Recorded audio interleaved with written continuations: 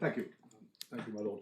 My Lord, at the outset of my submissions, it may be helpful if I indicate, and I think the court will be relieved to hear this, I indicate that I have spoken, obviously, to my learned friend, Mr. Grant, and we have discussed how we might allocate the work between us, because clearly our two clients stand in more or less the same position, and the court would not, I suspect, welcome a great deal of repetition. I know, because Mr. Grant has kindly helped me with this, I know broadly what my learned friend is going to submit about some of the more important cases that we have in front of us, and I am not going to attempt to steal his thunder in relation to some of the submissions he wants to make on the cases. I shall leave those matters to him, and if I may, I adopt confidently in advance what he will say about those cases, because I've seen what he's going to say about those cases. What I'm going to do, if I may, is approach the matter at a slightly higher level. My learned friend, Mr. Carpenter, has assisted the court greatly by taking the court in a very fair and comprehensive way to the case law, and accordingly, I don't think it's for a moment necessary for me to supplement what my learned friend, Mr. Carpenter, has done in that respect. I'm going to make a high-level submission, a broad submission to the court, that this, the issue in this appeal is ultimately a short point of statutory construction. This appeal is all about the correct meaning to be given to the words used by the drafter of the statute in subsection 6b. I respectfully commend to the court the observation of Lady Justice Hallett, where her ladyship said it is unhelpful and inappropriate to attempt to apply some sort of gloss to those words. They must simply be construed on an unvarnished basis. My learned friend Mr. Grant will, I think, address the court in a little bit of detail in response to my learned friend's submission that the relevant defect, if it is to be within the relevant jurisdiction, must be in some sense procedural or constitutional. I'm not going to take up very much time myself with that point. I'm going to focus on the words in the statute and seek to make good the proposition that these two cases fall squarely within the jurisdiction that is created by subsection 6b. I have made the submission that it's inappropriate to apply any sort of gloss, whether restrictive or generous, or however one might put it, to the wording of the statute. But I immediately wish to qualify that submission in this way. It is obvious, and I'm reasonably confident that all counsel would agree, it is obvious that the statute, and this part of the statute, falls to be construed against the relevant context, set against the relevant context. And the relevant context is the law of limitation.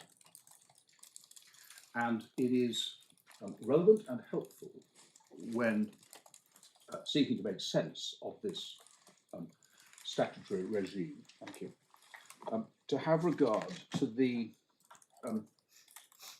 policy objectives that underlie the law of limitation. My learned friend Mr. Carpenter helpfully took the court to the highly relevant passage in Howard and Fawcett's, but if I may, I'll just go back to it shortly so that we have it at the front of our minds. That case is at tab 12, starts at page 129 in the Bundle of Authorities, and the relevant passage is paragraph 32, page 137.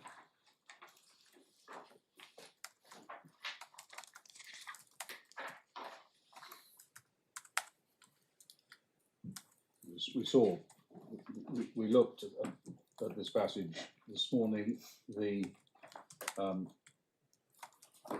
Lord Scott speaks of Parliament attempting to strike a balance between the irreconcilable and legitimate interests of claimants on the one hand and defendants on the other hand in this area, and identifies just above letter F the problems that make it desirable or perhaps necessary for, I would submit necessary for there to be for there to exist limitation periods. Lapse of time may lead to the loss of vital evidence. It is very likely to lead to a blurring of the memories of witnesses and to the litigation becoming even more of a lottery than would anyway be the case.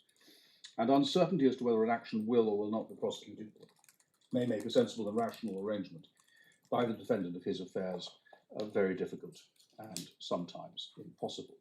All of that obviously is good common sense.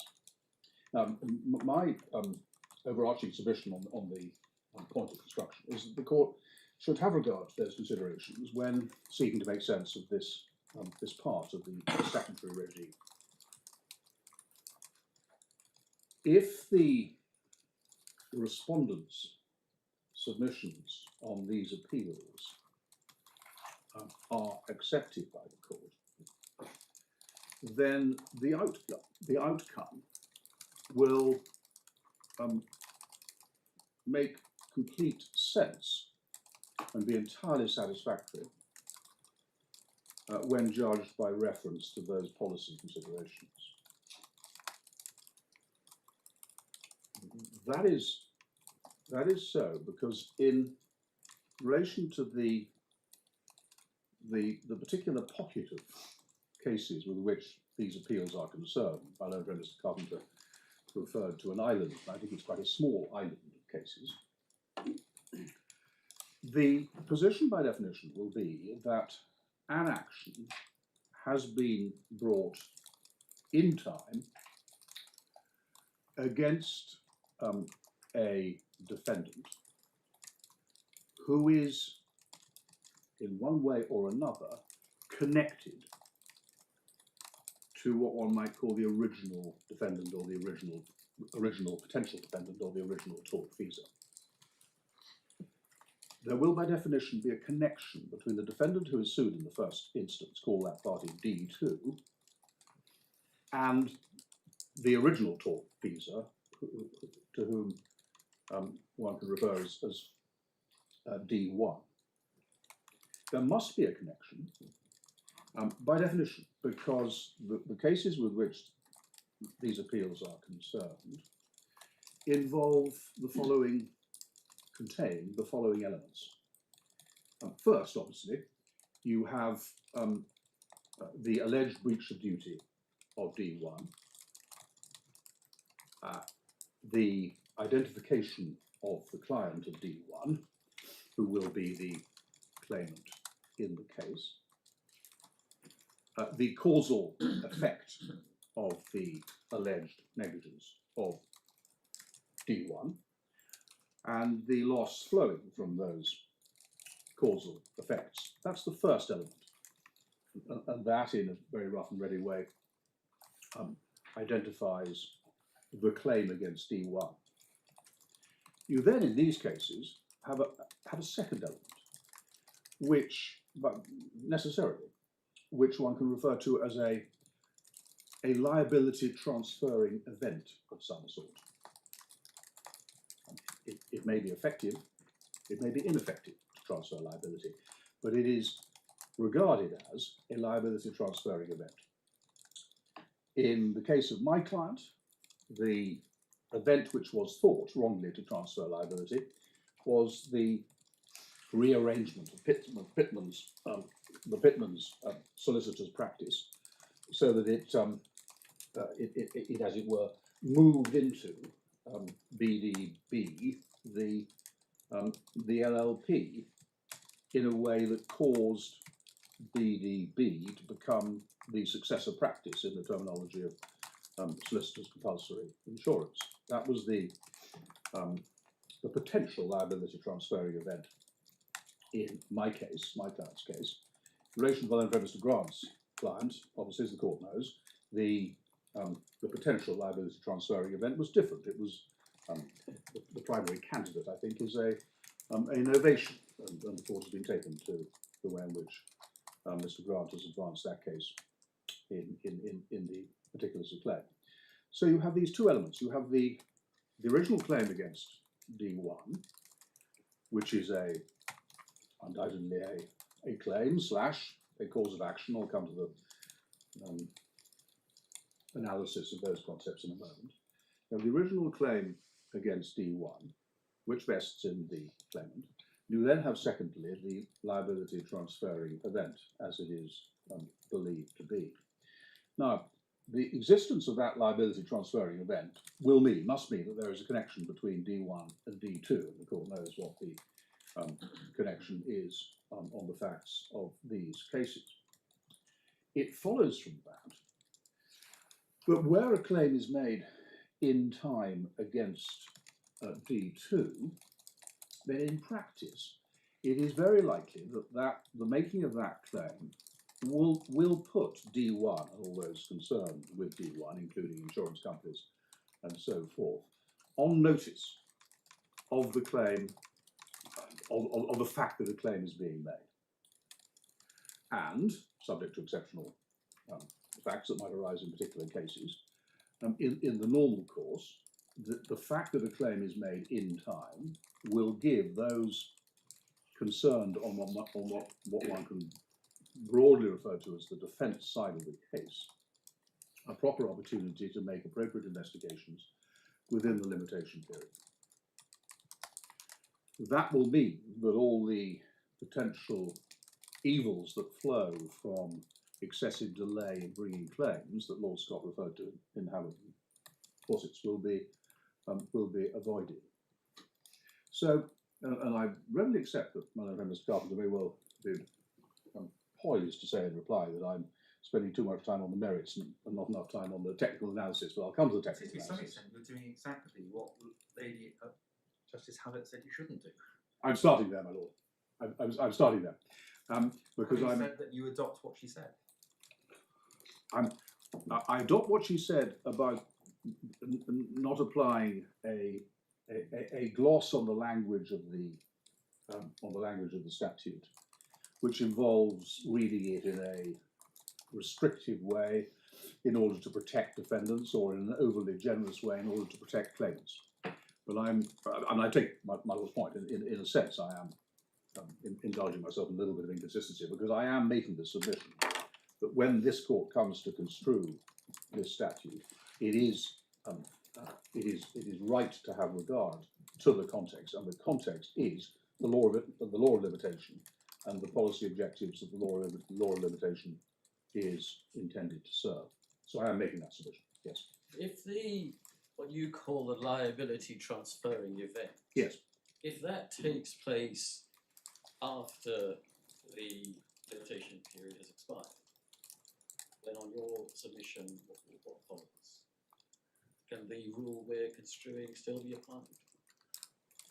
Well, when your lordship asks me what follows in law, in law, in the sense of whether a claim can then be brought, or whether a substitution can then be made. Yes, but can a substitution be made on section 35(6)(b), where the liability transferring event takes place?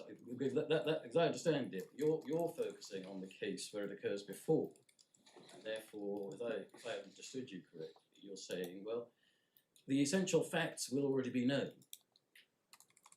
to all the relevant persons. Yes, indeed. So it's not, in that sense, it's not really depriving someone. But that's why I ask, if there's no doubt that the limitation period has expired before somebody tries to substitute or join a second defendant, let's say, what follows on your construction of the legislation? Is that something the court can do? Yes. If one might, for instance, have a different type of situation, but not wholly dissimilar, where the claim is brought in time against some substantial organisation, following the expiry of the limitation period, there is, perhaps pursuant to statute, some reorganisation of that organisation, which leads to, pursuant to statute, the transfer of that organisation's liabilities to some new body that is brought into existence by a statute. In those circumstances, it would be routine for the new body which assumes those liabilities to be substituted for the original defendant. That could happen, yes.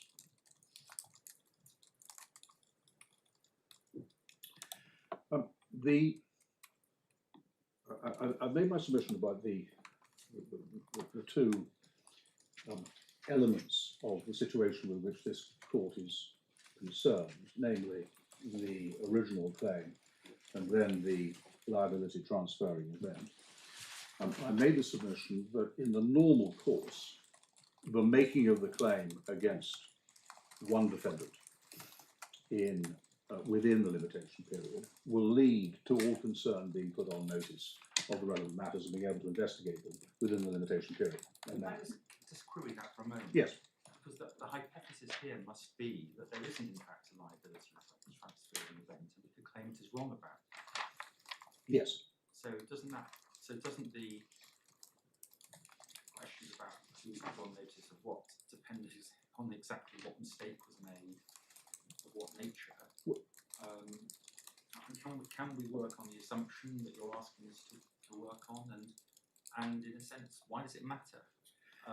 This applies to both claimants and to defendants, and the statute sets out the rules, as Lady Justice Halpern said, to be applied on its face. Indeed. And if the Parliament decided that by the application of those rules there is some weakening of the policy which you identify of defendants needing to have time to investigate, well, that's the consequence of the statute. I really don't understand where any of this gets us, other than to introduce a gloss. Which I started by disavowing. Yes. I take my Lord's point as to that.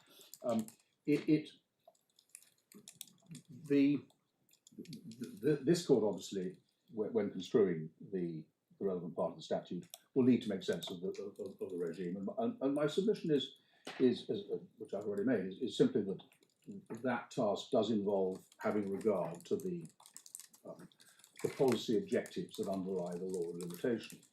And if the respondents on these appeals are correct, the existence of the court's discretion to disallow a substitution, an application to substitute, is of course highly relevant, because if on the particular facts of any case of this type, the proposed new defendant who is to be substituted for the original defendant is able to say to the court, I did not have proper notice of this claim in time, and I have been therefore prejudiced in relation to evidential matters and perhaps otherwise, then the court will be able to take that into account when exercising its discretion. So that too is part of the overall context against which by reference to which these words need to be construed. But now, may I go to the words? I've made that suggestion. May I go to the words and may I seek to identify the central issue on these appeals? Can I take the court back to the statute, tab 2, page 8?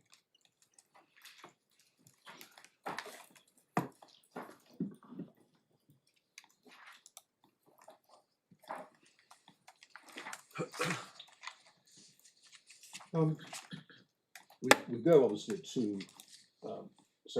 subsection 6 and then to subparagraph little b, and we remind ourselves of the words. Any claim already made in the original action cannot be maintained by or against an existing party unless the new party is joined or substituted as plaintiff or defendant in that action. issue which is at the core of these appeals in my submission is simply this. Is it right to say, right to hold, that the claim which the claimants post-substitution seek to advance against Pitmans was a claim that had already been made in the original action?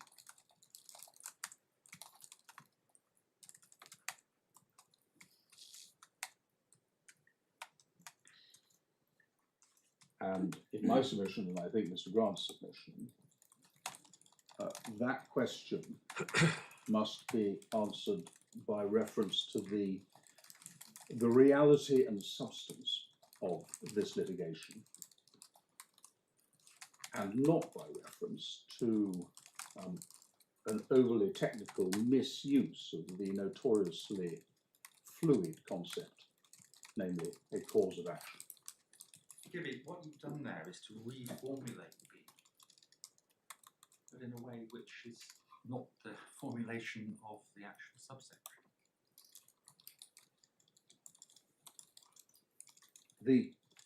What B says, yes, any claim in the original action cannot be maintained unless, but you've turned it around to say, is it right to hold the claim post-substitution was a claim already made?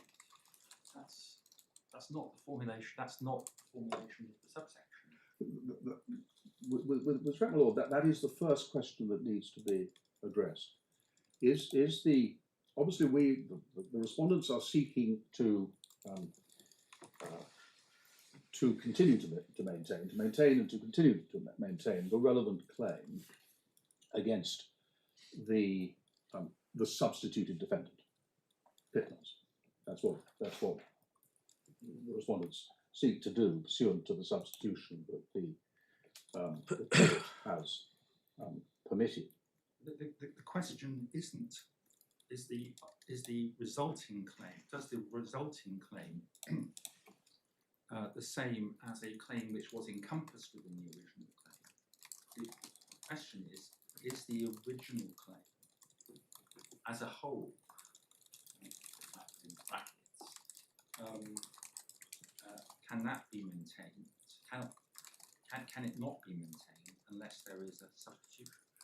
It's a different question. I respectfully disagree, my lord, with that analysis of the way. The subsection B begins with the words, any claim already made in the original action cannot be maintained, and then we know how the paragraph continues. And so if the claim the claim in the original action is that BDB is liable for negligence alleged against it. yes. And the question is, can that be made? And what you want to do is to slice it up and say, well, that encompasses a claim against Pitmans. So there you then say, well, if what is post-substitution is a claim against Pitmans for negligence, and you can find that the claim against Pitmans for negligence, then B is satisfied. Indeed, I do say that. That's not what the subsection says. It says, yes. is the claim in the original action. The claim in the original action wasn't a claim against Pitmans for negligence. It was a claim that BDB is liable Indeed. for the negligence. Indeed.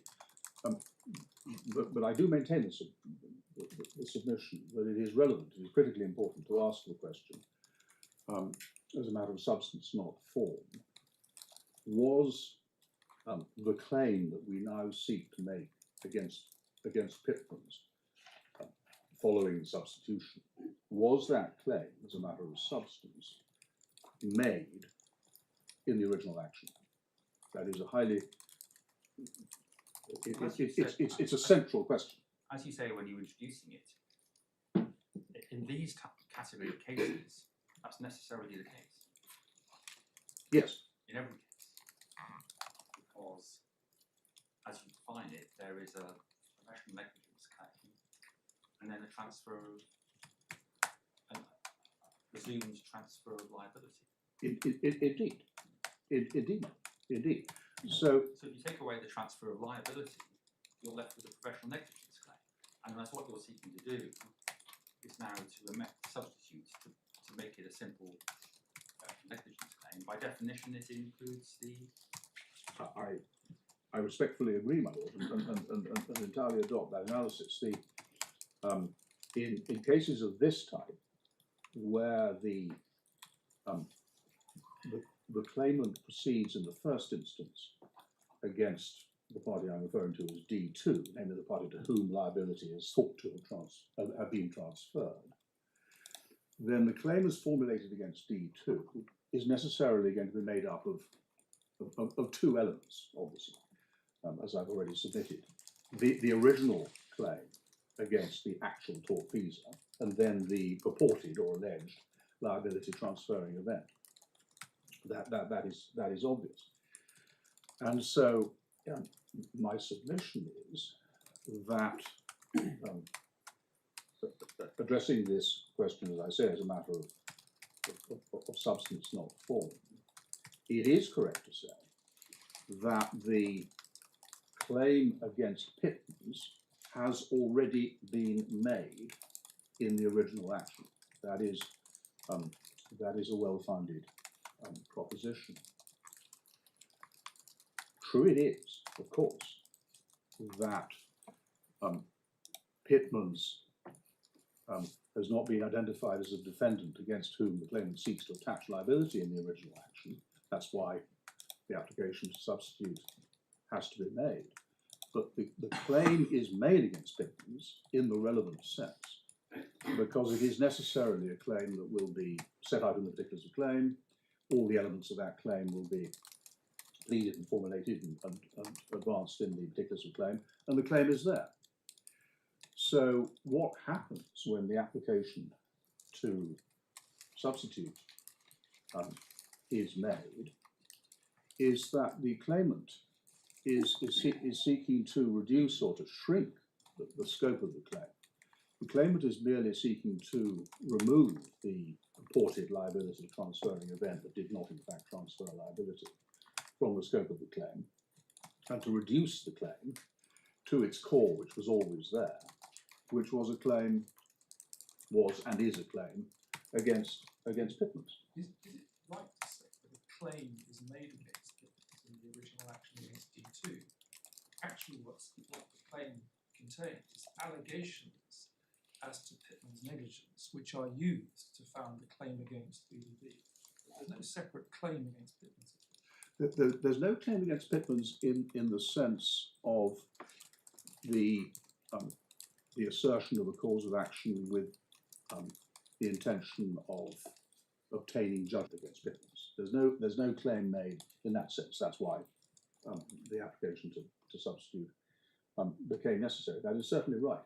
But my submission is that when one is considering for the purposes of this section whether it is right to say that a claim has been made in the original action against Pitmans, the answer to that question is yes.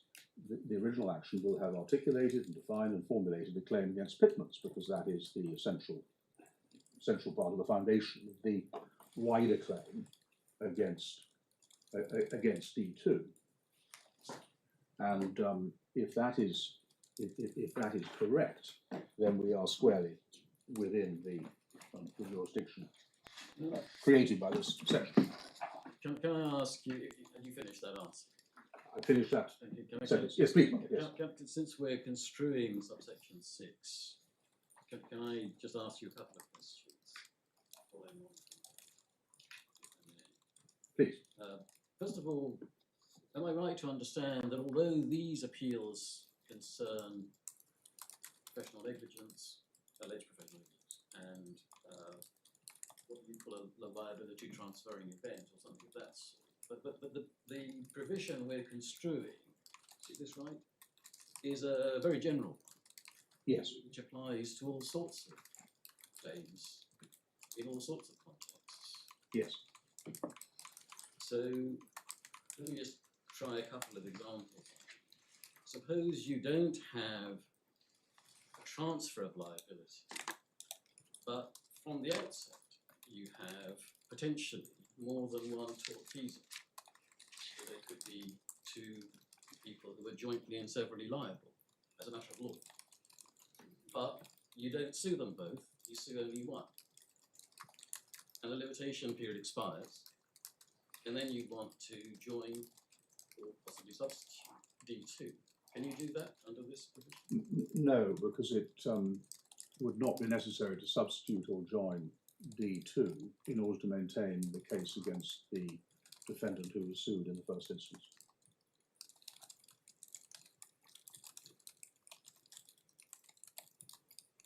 And suppose it may be that one of you or Mr. Grant is going to come back to it, but can I ask about vicarious liability? Yes. Don't answer that now, if you're going to leave it to Mr. Grant or come back to it. No, I'm going to. I was going to pick up the gauntlet that Mr. Carpenter laid down in that respect.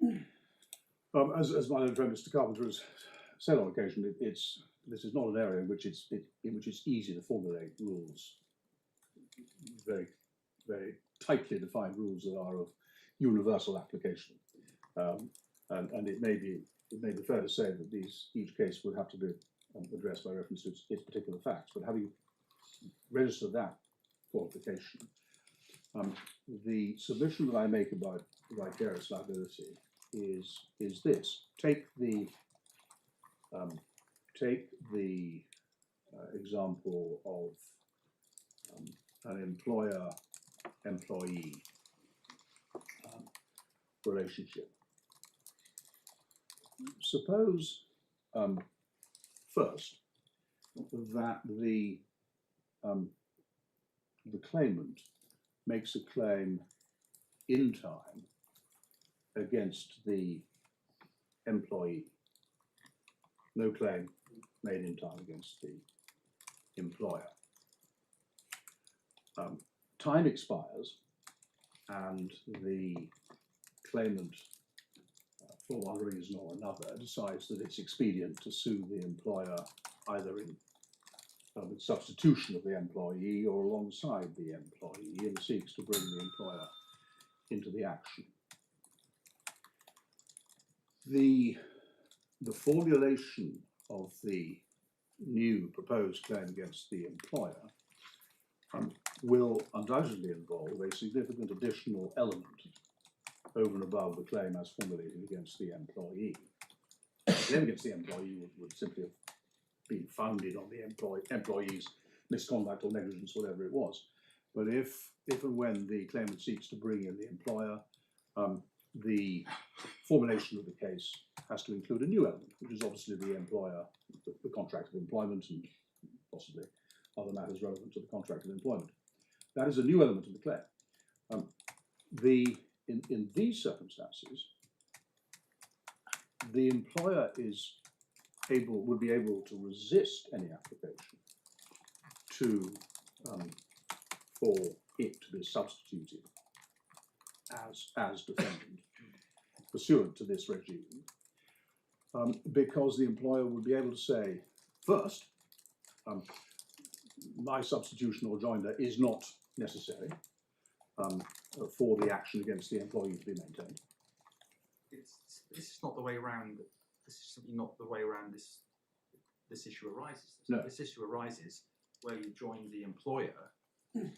Where you sued the employer. You sue the employer. Yes. Or rather mistakenly and then you later want to, or that there is vicarious liability, and you later want to join the employee. Or substitute the employee. Indeed, Lord, I was seeking to. It plainly doesn't arise. It plainly wouldn't assist you to join the employer subsequently. But we're looking at the difficulty arises, doesn't it, where you join the reported employer and later want to change to sue the employee only. Indeed, I was seeking, my Lord, possibly unhelpfully, I was seeking to look at both sides of the coin. I was starting with the analysis that would apply where one starts against That would be a non-starter. That would be a non-starter, because if you start with, one can think of it in these terms, whether in the employment context or in the context that we're concerned with directly in these appeals, there is a narrow claim and a wider claim. The wider claim contains the additional element, which in the employment context is the contract of employment. In our cases is the successor practice point or the innovation. So if you start with a narrower claim in time, you clearly can't, for multiple reasons, expect to be allowed to join or substitute another party so as to bring into existence the wider claim. I'm sure that's common ground at the bar. As my Lord Justice Phillips says, this case, though, clearly is concerned with the position where the wider claim is brought in the first instance, containing both elements, the core claim and the liability transferring event, and then the claimant seeks to reduce the wider claim to the narrower claim. And in the vicarious liability context, it is my submission, Mr. Grant will speak for himself, but it's my submission that where the wider claim is brought in time against the employer, alleging both the underlying breach of duty of the employee and the additional element, the contract of employment, which is said to make the employer liable, it is then potentially open to the claimant to substitute the narrower claim against the employee out of time pursuant to these provisions. And the obvious circumstance in which the claimant might seek to do that would be, for instance, if it turned out that there was no contract of employment or the employee being on a frolic of his own, something of that sort. The claimant might then wish to turn his fire on the employee alone and advance the narrower claim, but it would be open in my submission for the claimant to seek to do that pursuant to these provisions.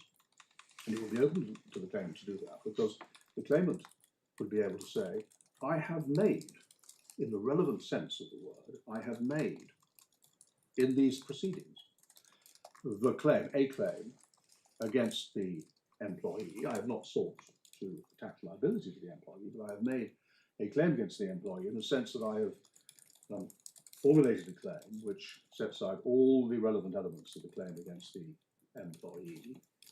I have pursued the employer, but I now, it turns out, for collateral reasons, am unable to maintain the claim against the employer, and therefore I can bring myself within subparagraph B, and seek to persuade the court as a matter of discretion to permit the substitution of the employee. And that's within the jurisdictions, within the scope of the subsection. It's within the court's jurisdiction. Obviously, there might then be very live issues as to the way in which the court should exercise its discretion, and the court would have regard to the facts of the particular case in deciding whether it was fair to permit the substitution of the employee. So that's my answer. If it's clear. Perhaps when they get round the analysis, Lord Collins's analysis in Roberts and Gill, where when he's looking at the claimant end, what he effectively says is this provision can't be used to change a personal claim into a company claim. And why doesn't that apply equally at the defendant's end, where it can't be used to change a vicarious liability claim into a direct personal claim, or in this case, a claim against a presumed successor liability into a direct liability? And surely the reasoning is exactly the same. No, the Roberts and Gill case was very different in my respectful submission. In that case, there were two quite different types of claim that the court was considering. Lord Collins said what he said, arbiter, and I think has gone to that. They were both the same. It was the same claims against the defendants, but it was the capacity in which they were being brought. And this, and what we're looking at is they're the same claims. It's the capacity in which the defendant is being sued. And what Lord Collins said is you can't join the administrators because that's not necessary to perfect the personal claim. Surely the reasoning must apply at the other end, which is you can't join the personal defendant because that's not necessary to sue the successor the party with successor liability.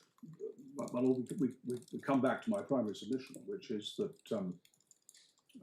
I accept that in order to make good the application to substitute, one needs to show that substitution is necessary in order to enable the claimant to maintain a claim that has already been made. I accept that. What Robson Gill shows is that capacity matters in this context. You can't just brush away the capacity in which a party sues, and I would suggest therefore neither can you brush away the capacity in which they are sued.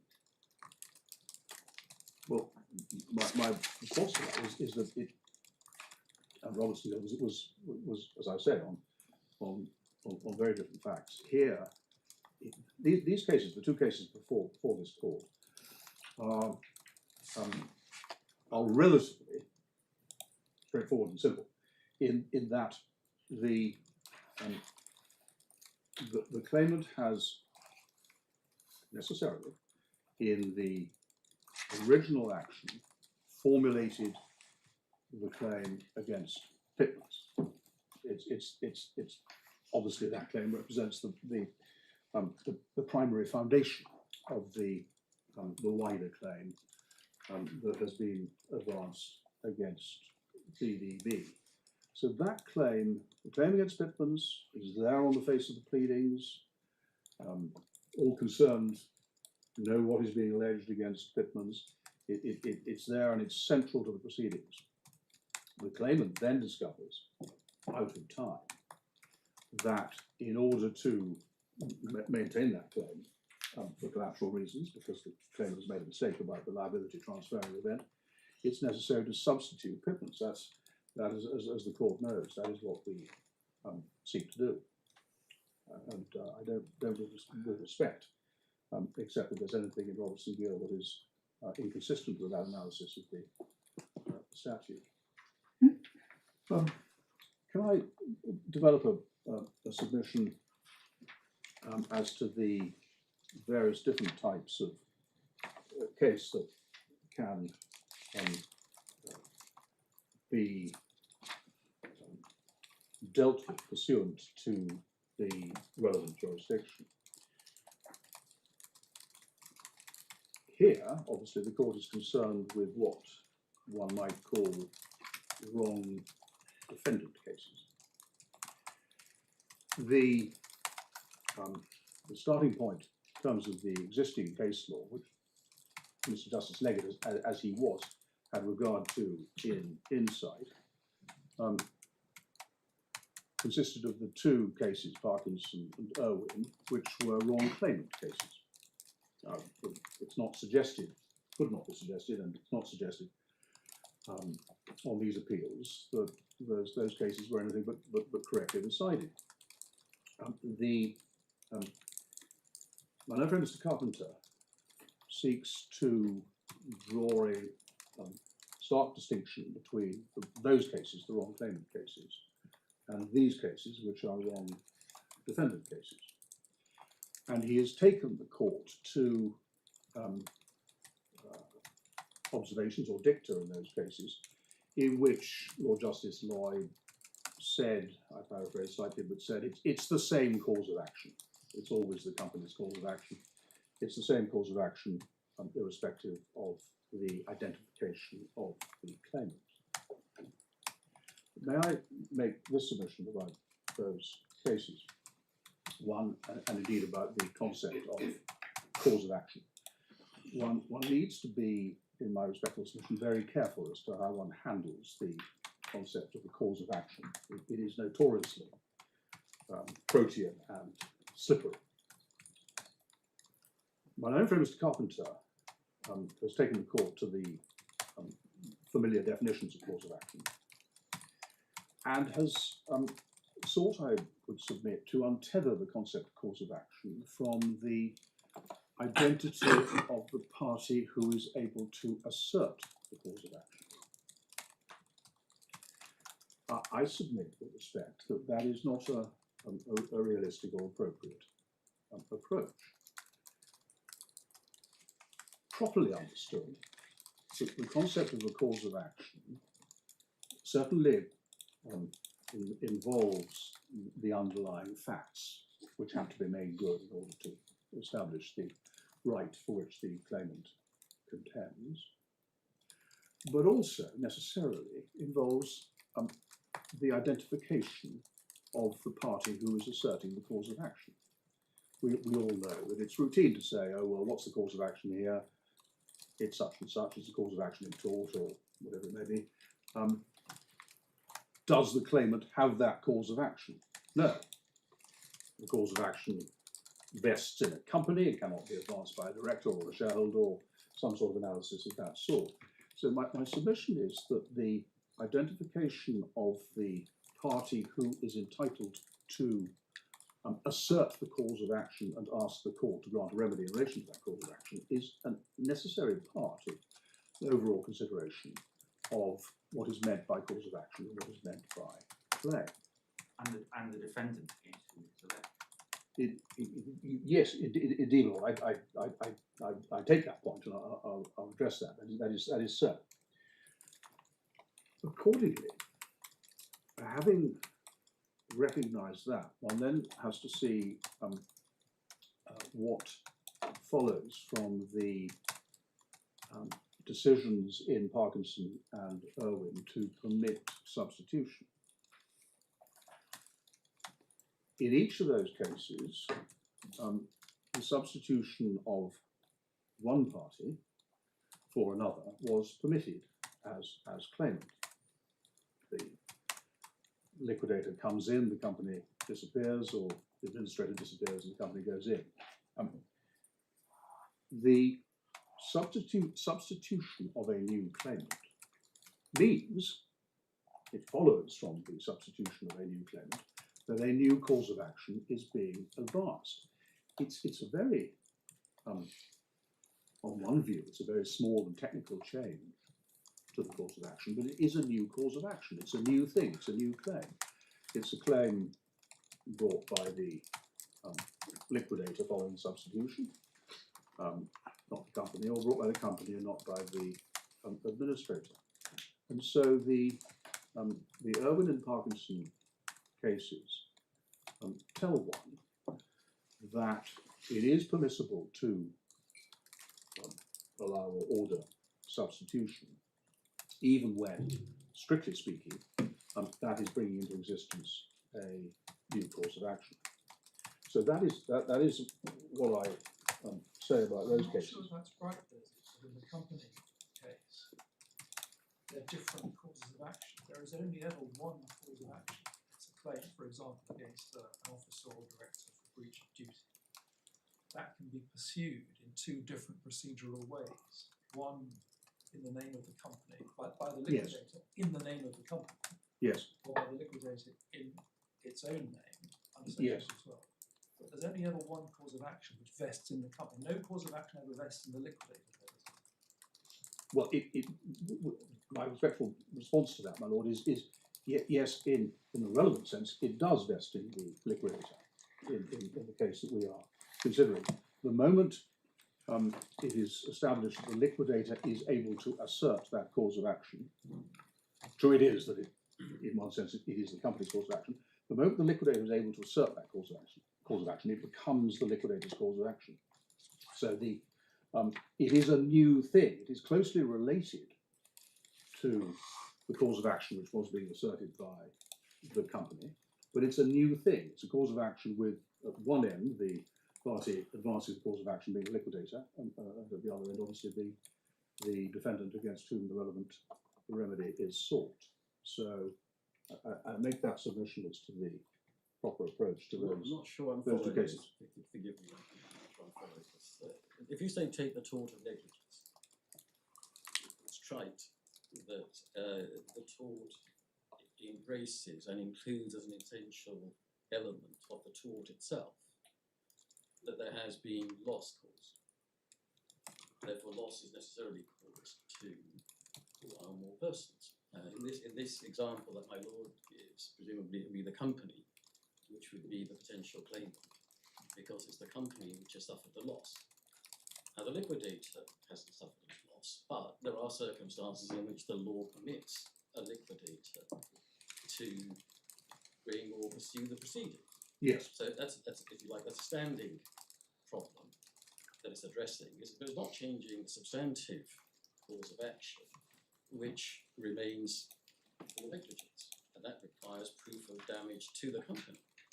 Yes, but the party, strictly speaking, I know it's a technical submission, but I'm maintaining it. The party who is able, as a matter of law, to assert that cause of action and to obtain a remedy from the court is the liquidator, not the company. I understand that. Indeed. And if I am right to submit that for present purposes, in understanding the concept of a cause of action by reference not only to the constituent facts as to breach, causation of loss, etc., but also by reference to the identification of the party entitled to assert that cause of action and the party who is potentially liable in respect of that cause of action, then when the court permits the substitution of a liquidator for a company as the party who is permitted to assert the cause of action, the court is making a material change to the cause of action. It's not, my submission, strictly the same cause of action, although of course I fully understand that it very closely resembles the cause of action that was previously advanced by the company. So the wrong claimant cases bear more weight for the purposes of the present analysis than my own friend Mr. Carpenter was prepared to concede in his submissions.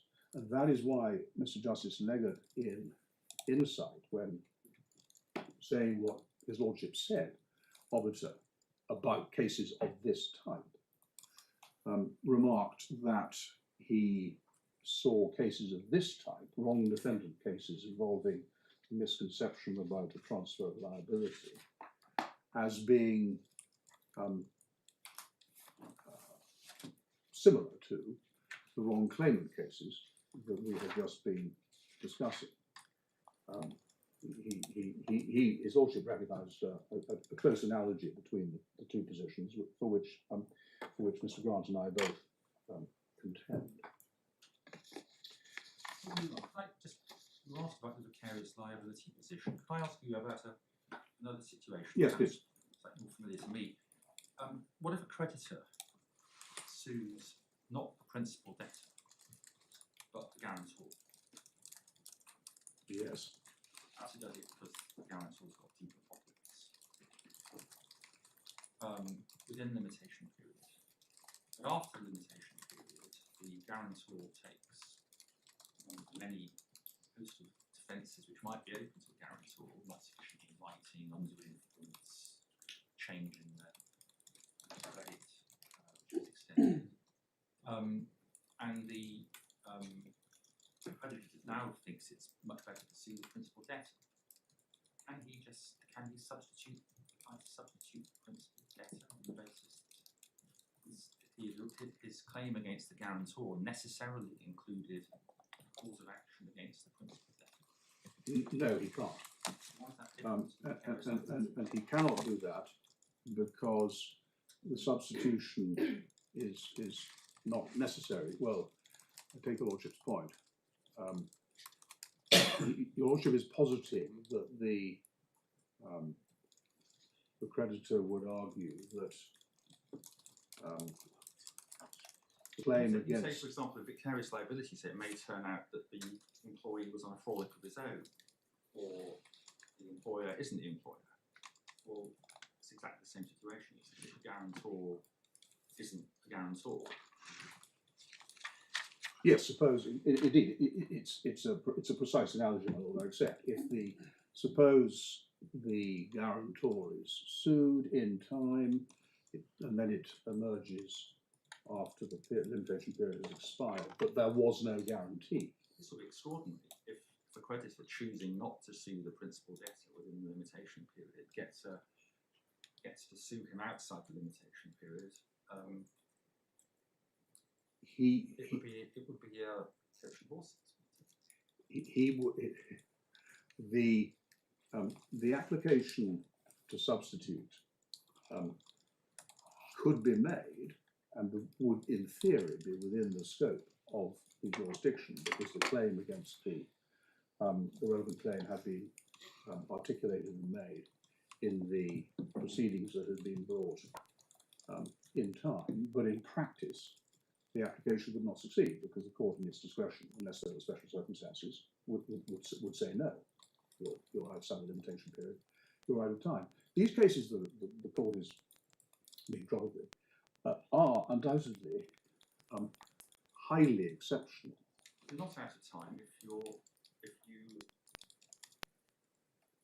because it relates back. Oh, indeed, no. So If you succeed, it's slightly proving itself. if I'm prima facie out of time, unless one can make a successful You're application. always prima facie. Indeed, unless one can make a successful application to substitute, and Your therefore, point is that you wouldn't succeed on discretion if Yes. you made a choice not to sue in the first place.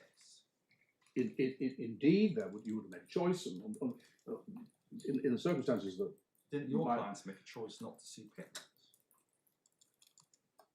Well, they made the decision that they made on the basis. That was a choice, wasn't it? It was a choice. It was on the basis of a So why is it different? misunderstanding that was apparent on Your misunderstanding was whether or not BDB had a successor liability, but it was a choice not to sue Pitmans. Yes. Just like it's a choice to sue the guarantor, thinking that the guarantor is a guarantor, or the employer is an employer. Yes.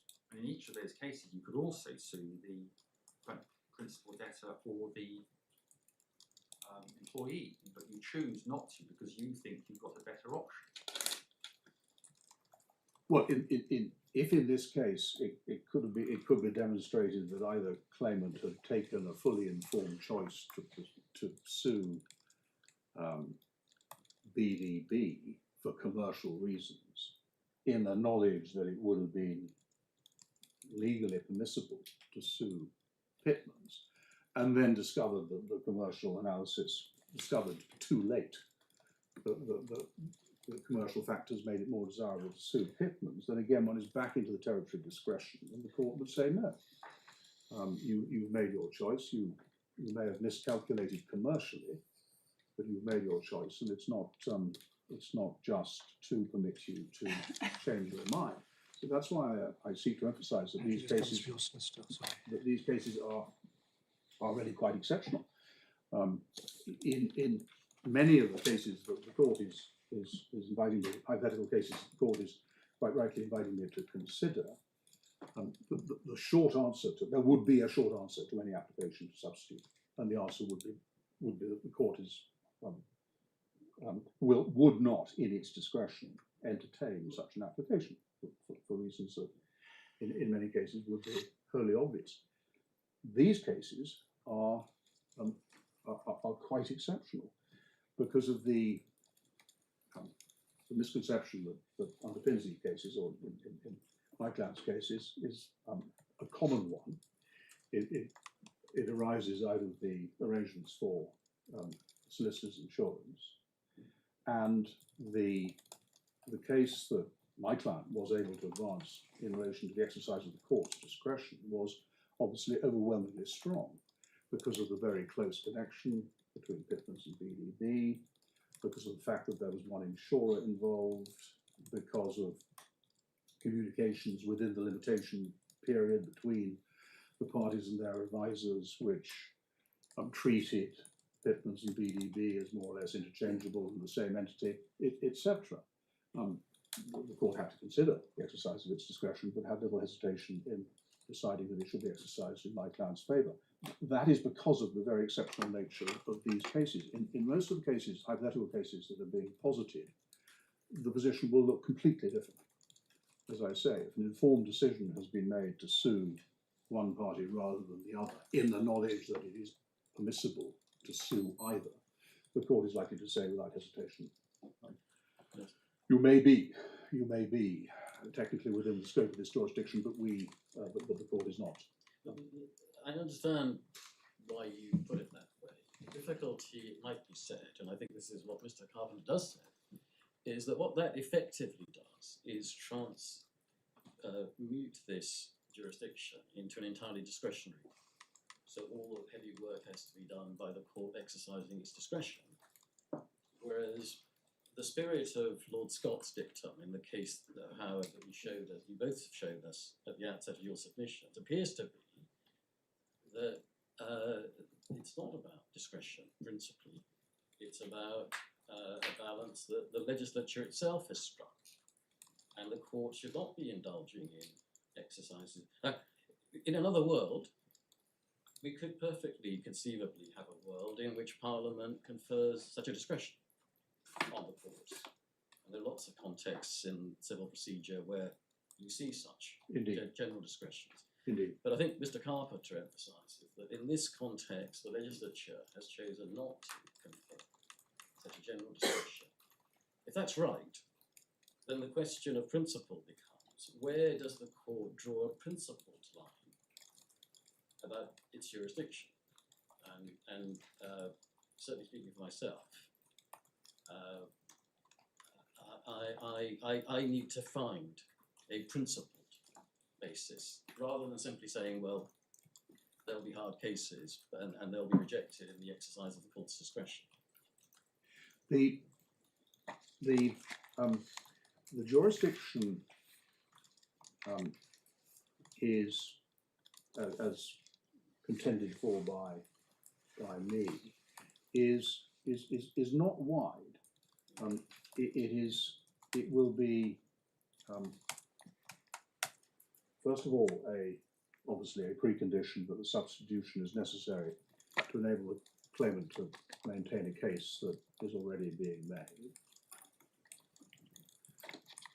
Secondly, it will be necessary for the claimant to demonstrate that the said case was actually clearly and unequivocally being made in the sense of being articulated in the original proceedings. And if the claimant can satisfy those criteria, then the claimant brings himself or itself within the scope of the jurisdiction, and then one moves into the territory of discretion.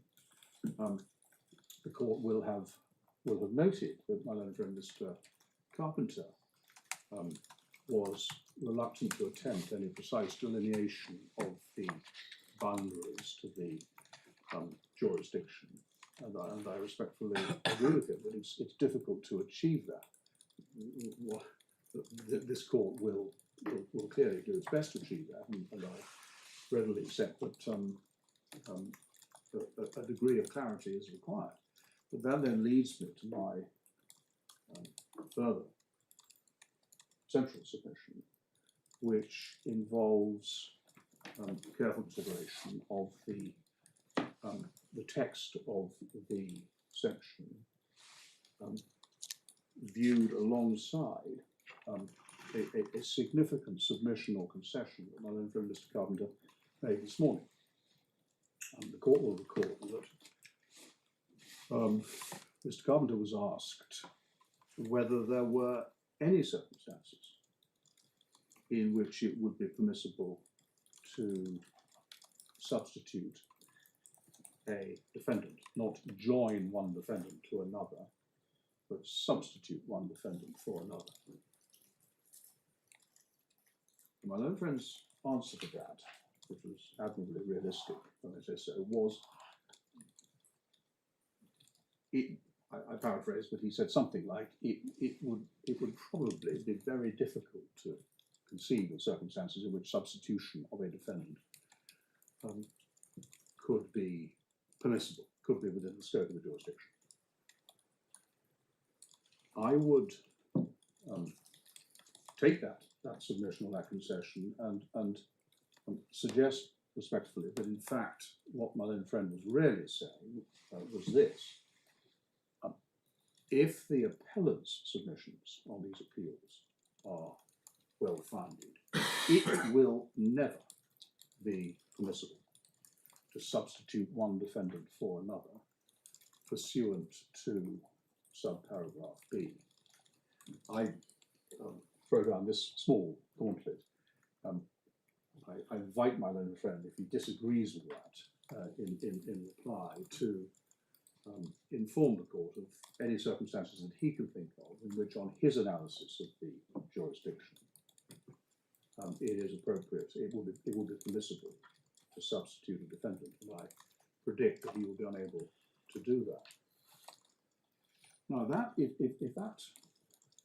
the submission that it is either almost inconceivable or inconceivable that a defendant, one defendant can be substituted for another pursuant to this jurisdiction, then that is a submission which is effectively, obviously, determinative of this appeal. It's determinative of both cases that are before the court. That submission has never been made below, and it's not made in my own friend's skeletons on these appeals. And there is a compelling reason why that submission has never previously been made. And the reason is that that submission is, I submit, wholly inconsistent with the wording of the statutory provision that we are considering. Having heard my own friend on the point, over the short adjournment, I hope this is not impertinent or indeed unhelpful. I prepared over the short adjournment an alternative draft of section 35(6)(b), which I submit reflects the construction that my learned friend asks the court to place on the provision. Could I pass it up, please? Thank you.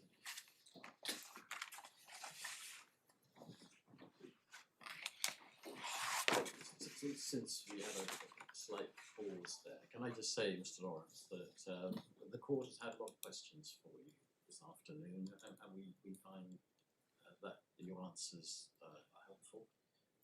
But I want to make sure that you have adequate time to complete your submissions by the allotted time. I think on the current timetable, you're scheduled to go on until 3:45. Is that right? That's right, Lord, yes. No, indeed, 4:15, my lord. I was due to start clean tomorrow, 10:30. Yes. Yes, but there was an extra half hour. Yes, that's true. There's an extra half hour. Indeed. What I wanted to make sure was that you will have enough time to make the submissions you wish to. I'm extremely grateful, my lord. I think I'm doing all right for time, but I'm most grateful. Thank you.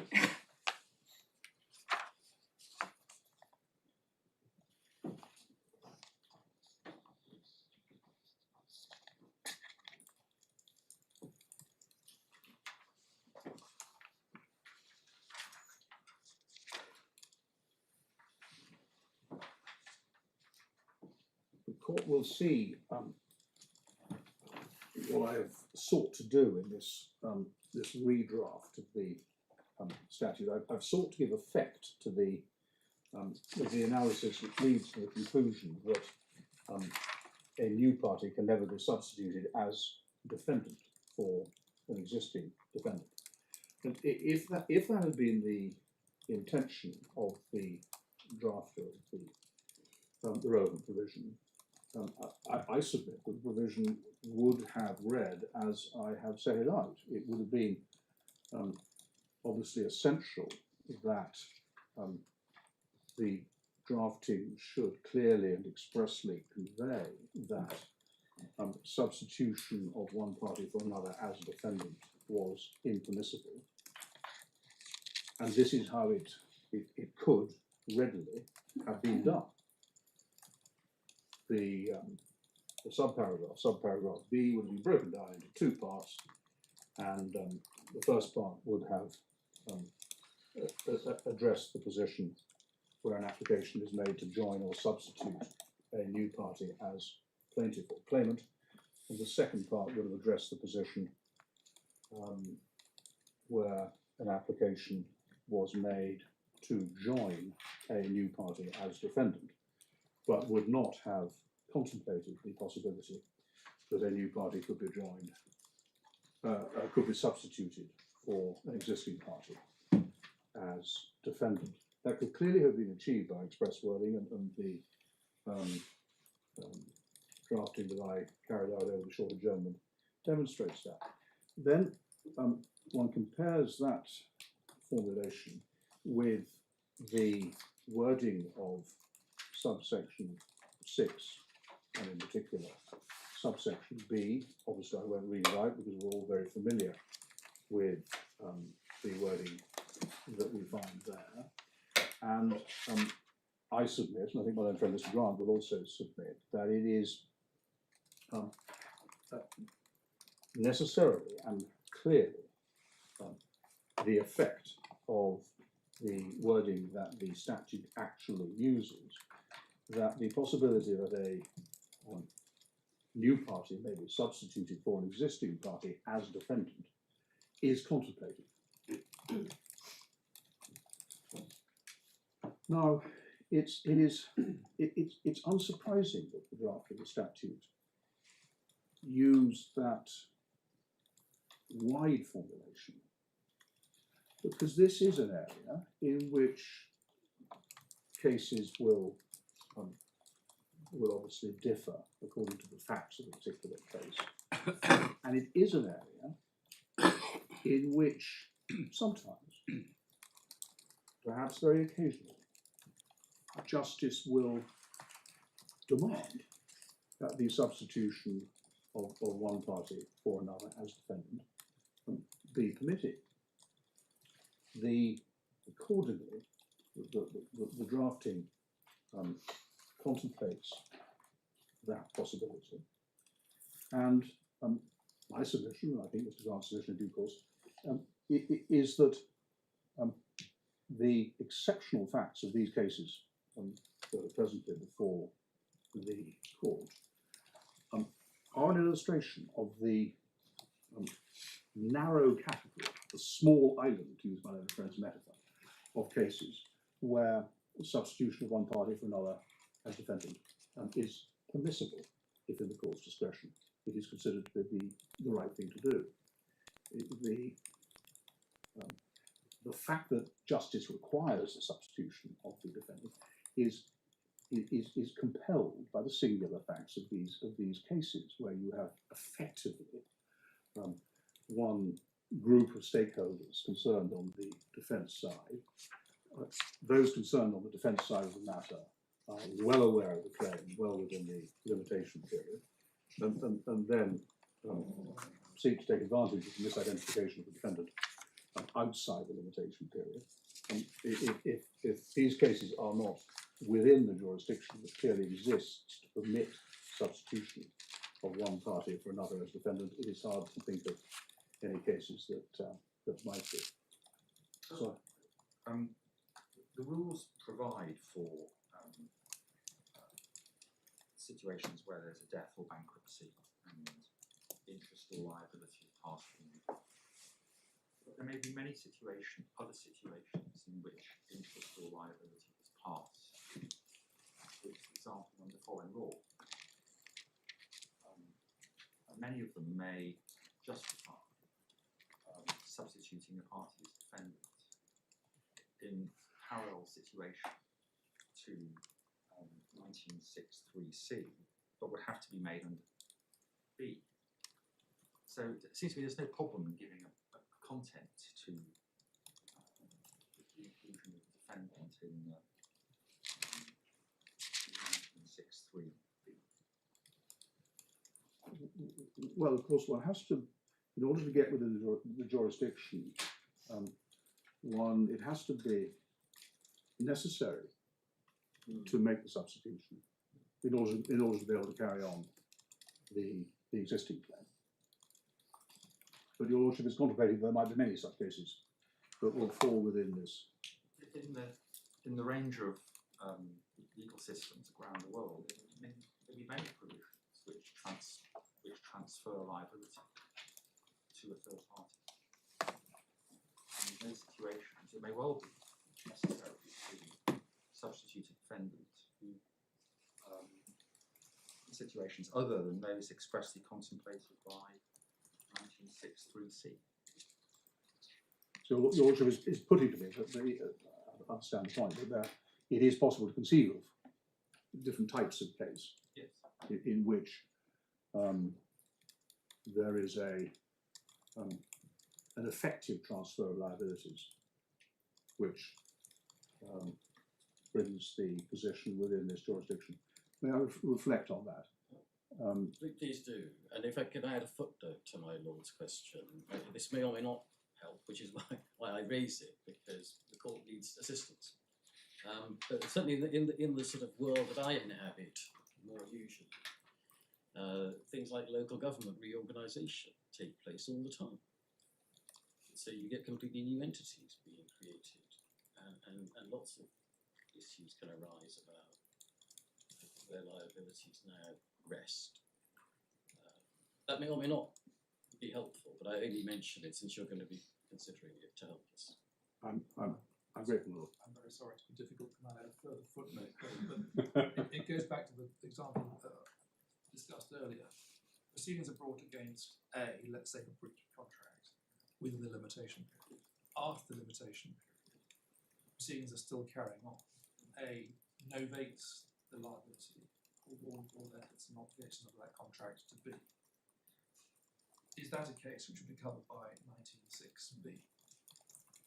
Where A enters into a novation with B after the expiry of the limitation period.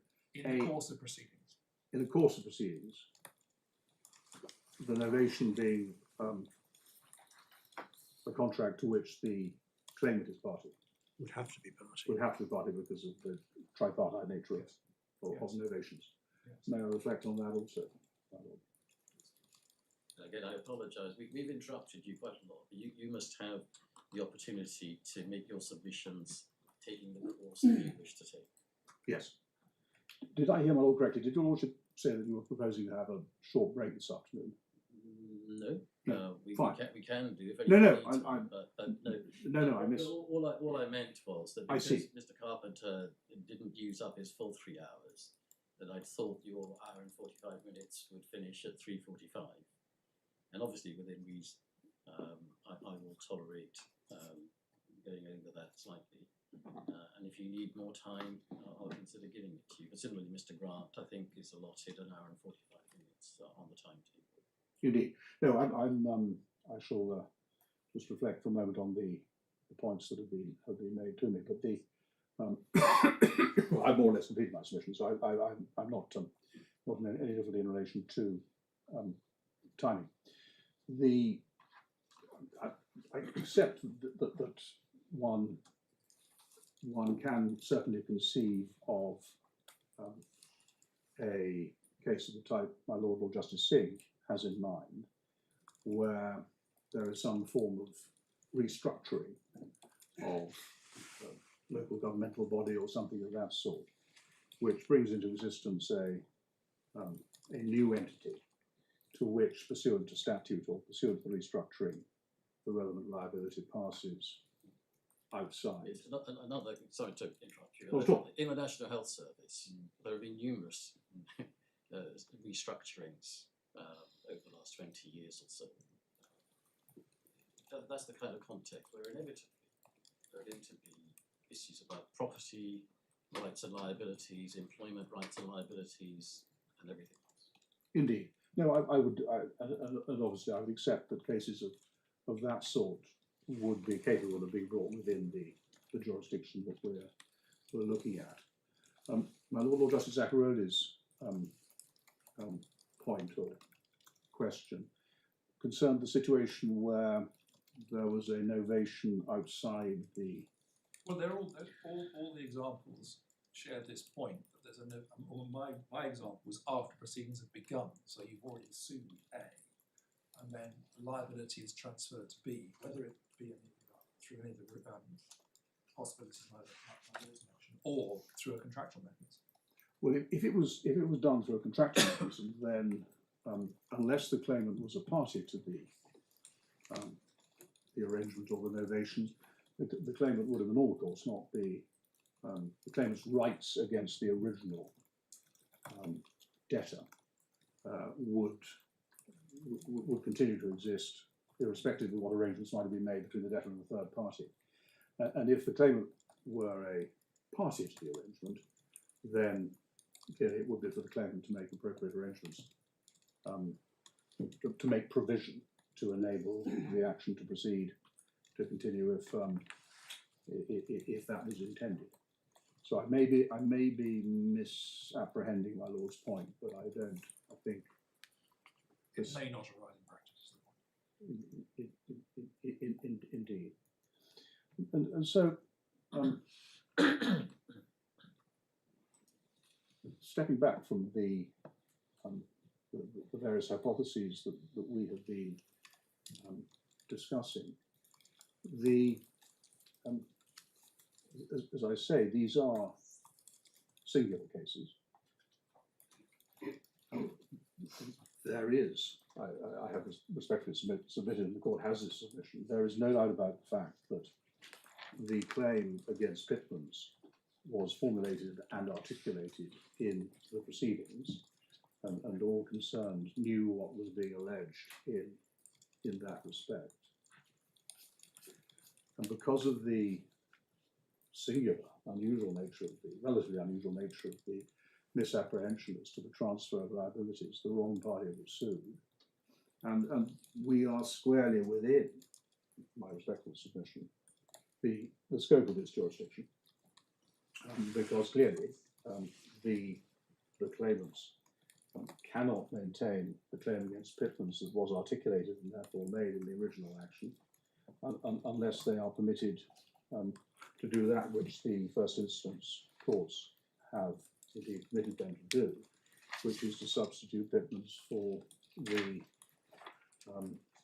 the party wrongly regarded as a successor to the liability.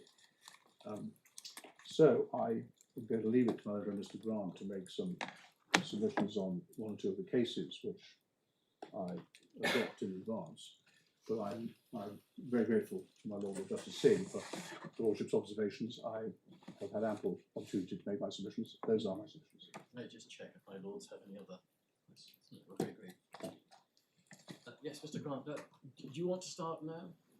Very happy to start now, my lord. Unless it's if it's convenient to your lordship to rise now, I'll be entirely content to follow the court's guidance. I want to make sure that you have a fair opportunity to make your submission.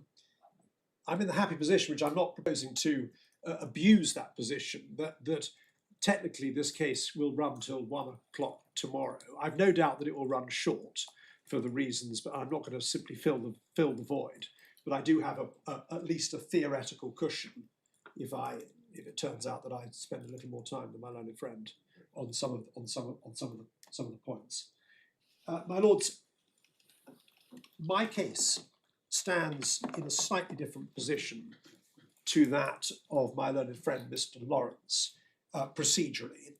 I'm not aware that my learned friend Mr. Carpenter suggests that difference is sufficiently wide that it could admit of differing outcomes in the two appeals. But nonetheless, Mr. Carpenter has made some observations about the rather more involved procedural position that I find myself in the Lee case, as against the position that Mr. Lawrence finds himself in the Office Properties case. I was going to spend a little time just to elaborate some of those points very briefly and just place this appeal in the somewhat involved procedural context in which it finds itself. Just to make a number of observations in that regard. First, my lords, in my case, The claim form was issued on the 14th of February 2024 against the entity which we are referring in this court as BDB Pitmans. The judge below in Lee referred to it as Broadfield. That's merely because BDB Pitmans changed its name. It's not a different entity, it simply changed its name after the issuance of the claim form, and therefore it was referred to below as Broadfield. But in order to ensure a regularity of nomenclature in this appeal, I will refer to it as BDB Pitmans. And the claim form, my lords, was issued on the express basis, as stated on the face of the claim form, that A, the entity which had been retained by the claimants and which had committed the alleged wrongs was Pitmans LLP, i.e. the entity now known as Adcamp LLP, but I will refer to as Pitmans LLP to again maintain the nomenclature, and B, on the express basis articulated on the face of the claim form, that the defendant identified and the sole defendant identified in the claim form, viz. BDB Pitmans, had, quotes, assumed by novation or otherwise the liabilities of Pitmans to the claimants. May we very briefly pick up the bundle, in my case, Lee and Pitmans, and turn straight to page 91, just so we can see how the claim form was formulated in the way that it was issued on the 14th of February 2024. Your lordships will see, page 91, under brief details of claim, Pitmans was a firm of solicitors instructed by the claimants in February 2018 to provide legal services in connection with matters we don't need to concern ourselves with. And then the second paragraph, Pitmans owed each of the claimants a duty of care in tort and or contract in connection with the provision of those legal services. Pitmans acted negligently in breach of its duties in connection with the provision of the legal services, causing the claimants to suffer loss and damage as a result of the exchange and or completion. And we don't need to concern ourselves with the precise nature of the transactions that occurred in March and April 2018 respectively. And then this, the last sentence, the penultimate sentence rather, the defendant assumed by novation or otherwise the liabilities of Pitmans to the claimant. So that's how things stood on the 14th of February 2024. Your lordships may have seen in the deputy judge's judgment below that the issuance of the claim form occurred in the context of communications that had occurred between my solicitors, Milner's, and the solicitors acting for, well, apparently acting for BDB Pitmans, Kennedy's, in a period of months up to the 14th of February, which included the sending of a letter of claim, the acknowledgement of the letter of claim, and various communications about standstill agreements. Those were significant contextual matters in the context of issues I'm going to come on to. The claim form was issued on the 14th. Thereafter, a letter of response was sent in March 2024, which did not take the "you've got the wrong party" point, but assumed that BDB Pitmans was the right party against which any claim should be articulated. Then in June, the claim form with particulars of claim was served. Those particulars have been shown to you by Mr. Carpenter, and your lordships will have seen, and let's just very briefly go back to it. The particulars start at page 96, and the articulation of the claim against BDB Pitmans, which of course is the only identified defendant at that stage, as we see at page 96. The relevant paragraph is paragraph 7. Let's just ignore for the time being the amendments, because I've just placed those in the procedural context. Other than paragraph 7, the totality of the particulars of claim are a claim against Pitmans LLP. And to use the terminology of my learned friend Mr. Lawrence, the liability transferring event is that which is pleaded at paragraph 7 and paragraph 7 alone. My lords, that is the position as it stood at the date of service of the particulars of claim and the claim form on the 12th of June 2024. It was only thereafter that the Kennedys, acting for BDB Pitmans, and who had throughout maintained no distinction between the two legal entities of Pitmans and BDB Pitmans, then performed a volte-face and said, this is of course after the limitation period had now expired, no, you have sued the wrong party. BDB Pitmans has no liability for the wrongs that you assert were perpetrated by Pitmans, and you assert it very clearly, and it's true, in the claim form and the particulars of claim, and we will apply to strike out. And my lords, what then happened was that the application to strike out was issued, or for summary judgment I should say, was issued in September of 2024. Now that placed the claimants in a position where they needed to make a decision how to proceed. And the way the claimants proceeded at that stage was to issue their own cross-application, and that cross-application had two constituent parts. Part one was an application to amend the particulars of claim so as to further articulate the plea at paragraph 7 and to flesh out the novation plea and to add in pleas founded upon the doctrines of A, estoppel, whether by conventional representation, the promissory estoppel aspect having not been permitted by the judge below, and B, the doctrine, the old doctrine of acknowledgement, which is the subject of a learned discussion by the judge below and is not the subject of any appeal to this court. So the application that was issued by my clients in response to the summary judgment application issued by BDB Pitmans was, as I say, twofold. The first was to seek to place the foundations for paragraph 7 on a more particularised footing. And your lordships see there, my learned friend fairly took you through them, the red ink, starting at page 97 and going on to page 101.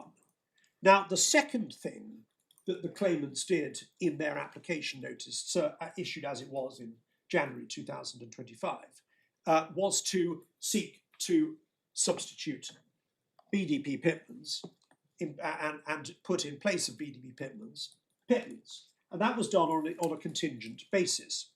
And it's quite obvious why it was put on a contingent basis, and there is no embarrassment in explaining this to this court now, which is this, that plainly the claimants could not be certain that their claims founded on novation, estoppel and acknowledgement, so as to hold BDB Pitmans, the original and only defendant that was originally pursued, the claimants could not be certain that those principles would be successfully relied upon at trial.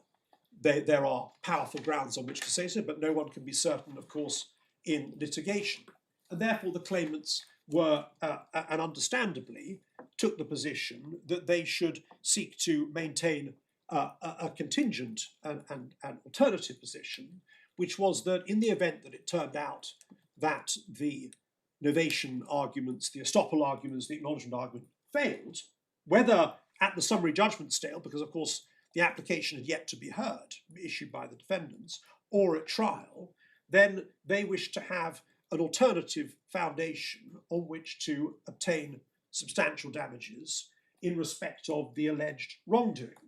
Now, in one sense, if the position as it pertained after the judgment of Ms. Shea below had pertained in a way that the defendants had chosen not to appeal any aspect of the order that flowed from her ladyship's judgment, then it would have become unnecessary for my clients to pursue further the novation, estoppel and acknowledgement arguments for this simple reason, that whether the defendant to these proceedings is Pitmans or whether it is BDB Pitmans, in one sense makes no difference to the claimants. Everyone acknowledges that there is one single insurer that stands behind Pitmans and BDB Pitmans. To elaborate that a little further, it may not be necessary for the purposes of your lordship's disposition, but in order just to give your lordships a clear understanding of precisely what is happening here, it is not the case that Pitmans are insured directly. The position is and there was evidence about this which we've not sought to trouble this court with, that essentially when Pitmans transferred its assets under a merger agreement in 2018 to BDP Pitmans, essentially BDP Pitmans agreed with Pitmans that it would effectively indemnify Pitmans, and standing behind the indemnifier is the further indemnifier in the sense of the insurer. Now, these matters are not directly material to your lordship's disposition, but what it means from my client's point of view is that there's no magic or benefit to my clients in having BDP Pitmans as the defendant as opposed to Pitmans. In fact, having Pitmans as the defendant would be much easier, because it would mean one have to bother about questions of novation, estoppel, and the obscure and interesting doctrine of acknowledgement. Shamir and jury, your lordships may recall, the last time it was considered by an English court, because it would just simply be a standard professional negligence case where. We understand all this because this is why we're here. No, your lordships understand all this, but the reason I'm making these points is that in order to protect the claimant's position so far as possible, via our cross application, we sought to amend, and the amendments were agreed in advance of the hearing, so that the application to strike out of the summary judgment was made as against the claim as amended.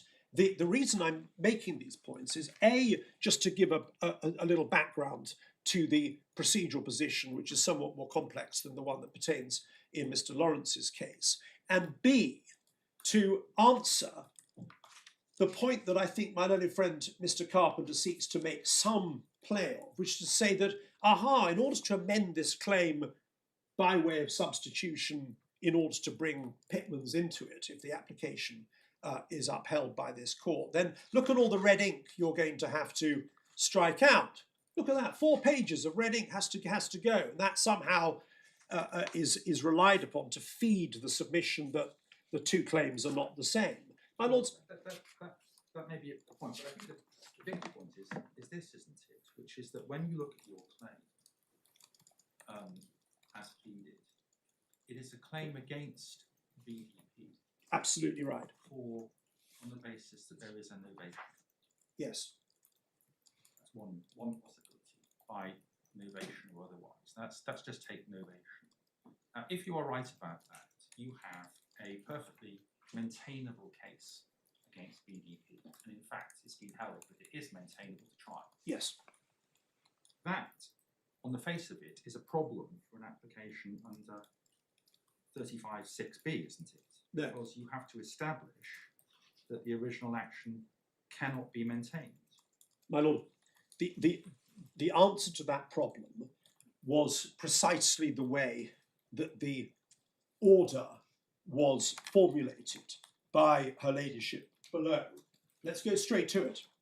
Page 52, core bundle. Now, that is a compendious order dealing with all matters that were argued. And all we need to go to is the declaration at paragraph 6, page 54. Because essentially, this is articulated and rationalised by her ladyship, both in the judgment itself at paragraphs 5 through to 7, and the supplemental judgment, which is at page 87 of your lordship's bundle, at the paragraphs 2 through to 4. But without wishing to trouble the court by going back to those paragraphs, essentially what her ladyship decided and gave effect to that decision via the declaration, the terms of which are not quibbled with, I should say, it's the underlying point that is the subject of the appeal, is that because, of course, a decision that a summary judgment application has failed is not a decision, as I hardly need to tell this court, that it won't. What section? The section doesn't arise where there is a lack of certainty that you will win at trial.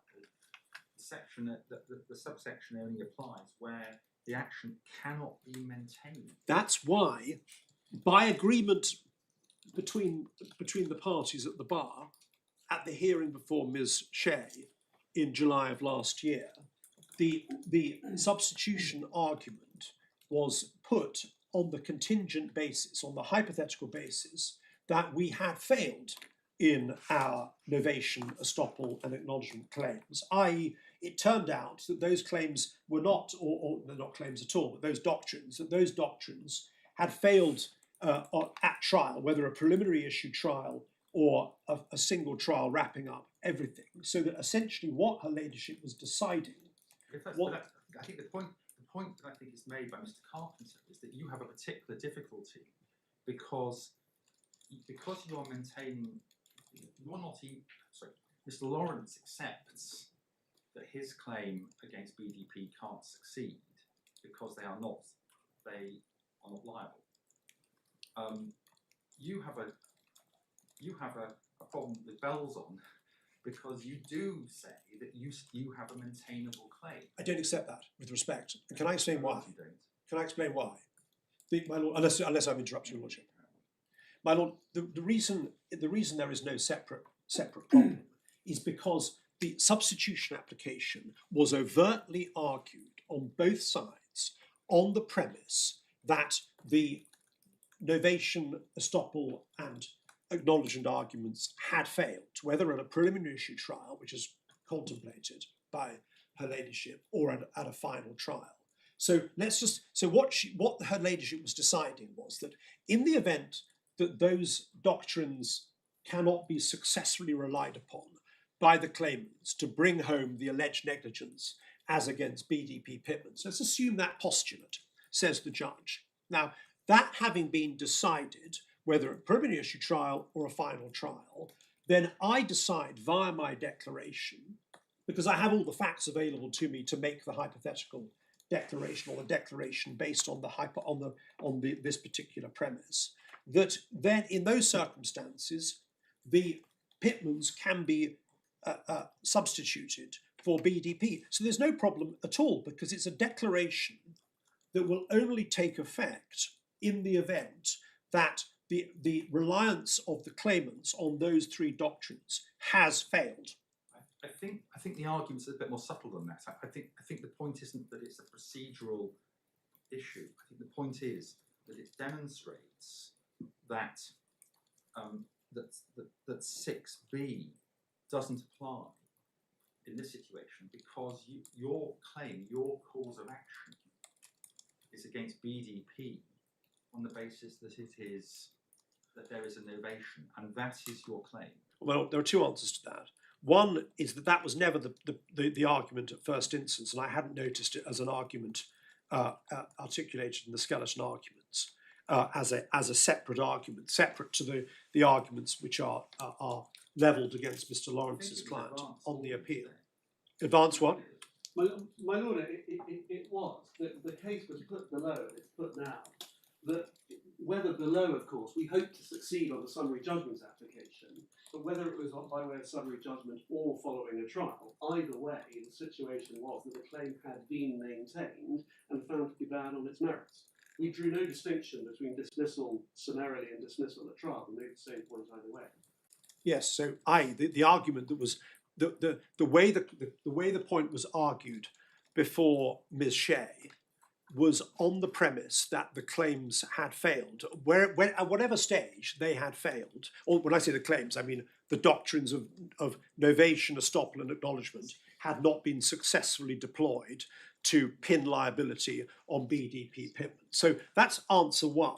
But answer two is that the declaration that the judge has made is carefully tailored to that precise circumstance. Right.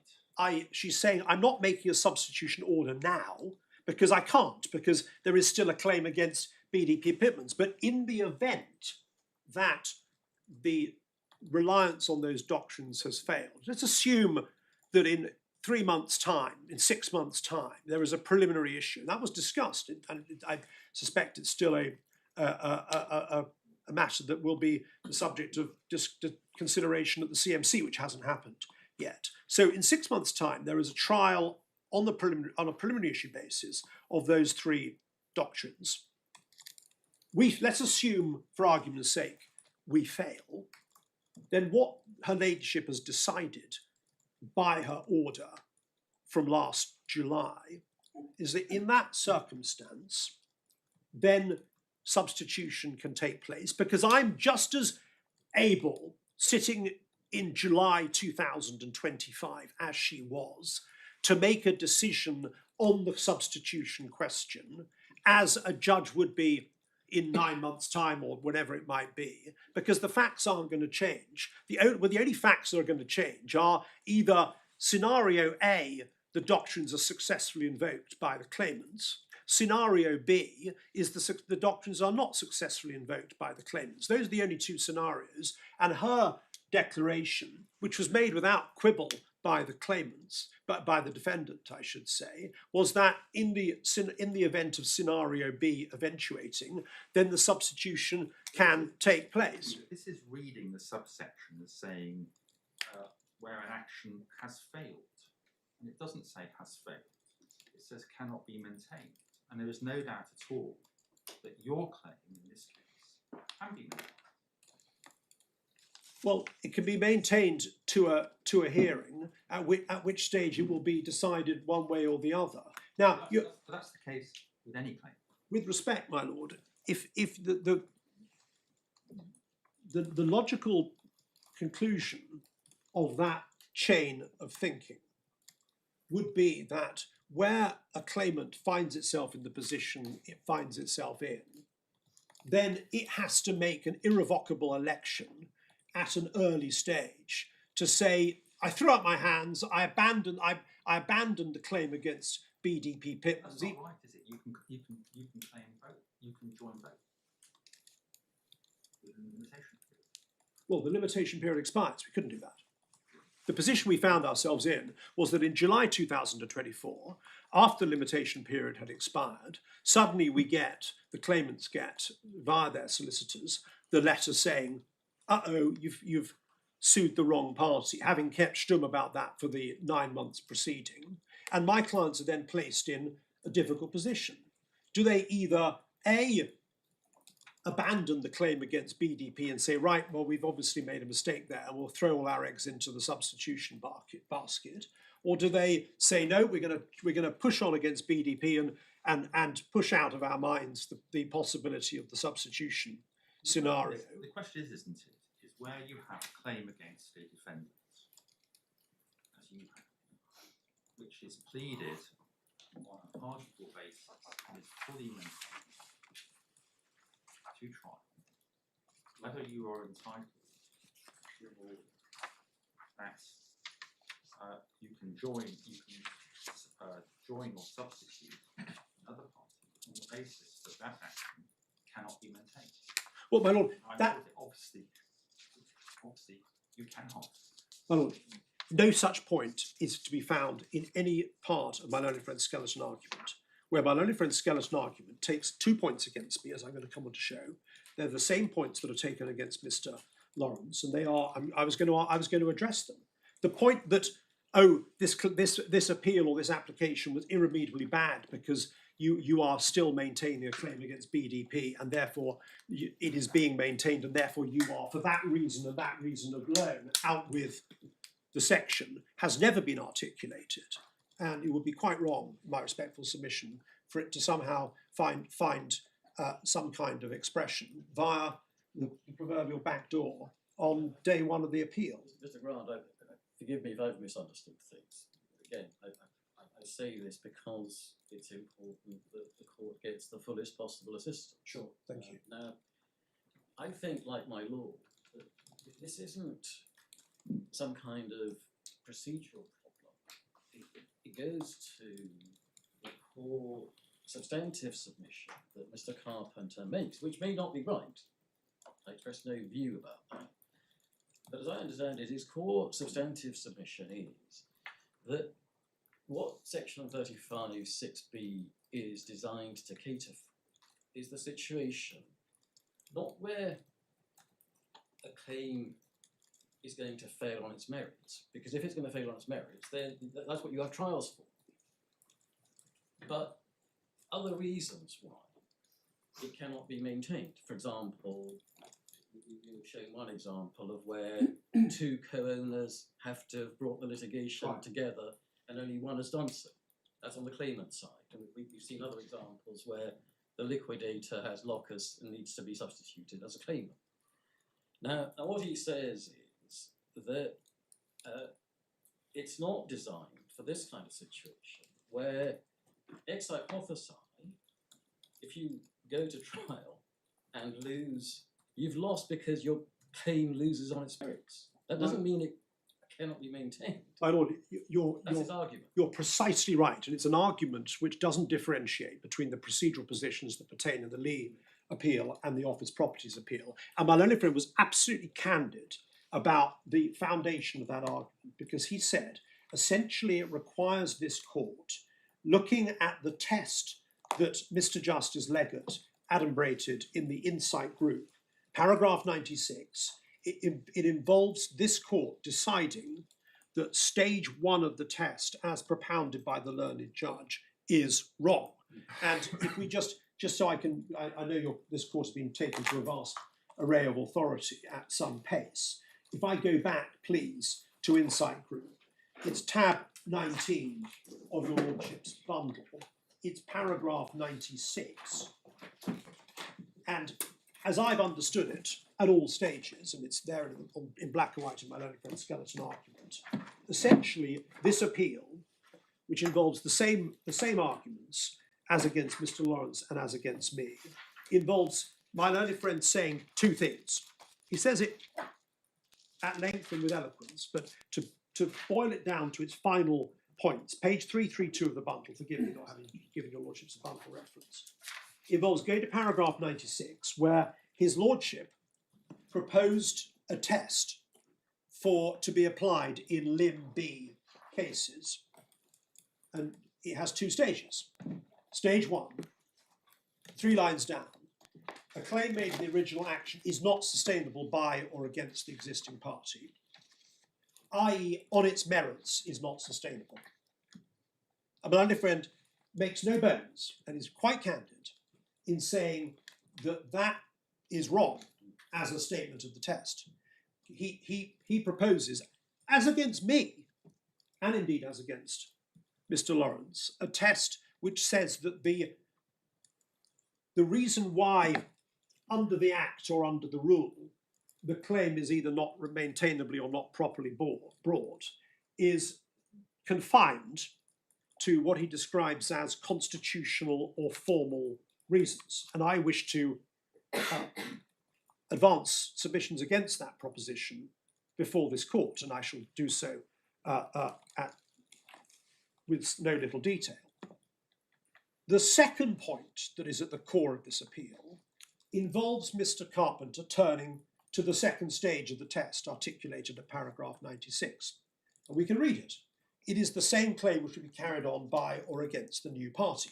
And the second stage of my learned friend Mr Carpenter's argument involves agreeing that that statement of the test is correct, but with this vital caveat. But in saying that having stated the test correctly at its second stage, Mr Justice Leggett then entirely failed to properly convey and apply his own test to the facts as he hypothecated them for the purposes of this part of his section of the judgment, because that involves then turning to paragraph 98 of Insight Group. And I'm not going to go to it because I want to go to it in a proper stage of my submissions, but I just want us to address my Lord Justice Singh's point, and saying that I think my learned friend went so far as to say that Mr Justice Leggett, as he then was, had lost focus at paragraph 98. Perhaps a surprising submission, but one that is apparently maintained in this court. We're going to look at that. We're going to look at that squarely and fairly on its merits. Those are the 2 points. Now, I wish to say 2 things before I look at those 2 points. 2 things by way of broad introductory submission. And it involves looking at the implications of Mr Carpenter's analysis of how the section should be read and how the rule should be read. The first overarching submission that he makes, and I'm referring here to points which, before going to the actual meat of his argument, is to be found at paragraph 13 of his skeleton argument, which I'd invite the court to pick up, page 18 of the core bundle in Liam Pitmans.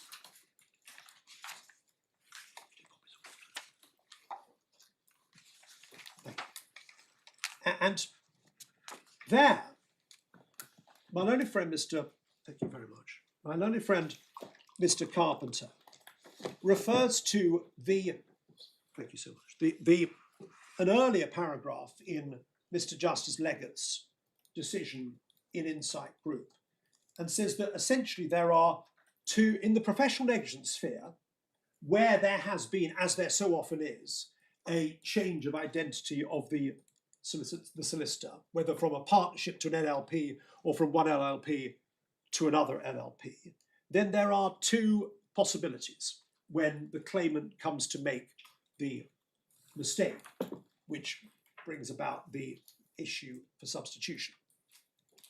And this involves us picking up and perhaps going back to Insight Group at para 57, which is same tab 19, page 323 of the bundle. And I think my learned friend, Mr. Carpenter, very helpfully took the court to paragraph 57. And there, Mr. Justice Leggett postulated the two scenarios in this type of case, this type of, when I say mistake, I mean in the broader sense of the term. One,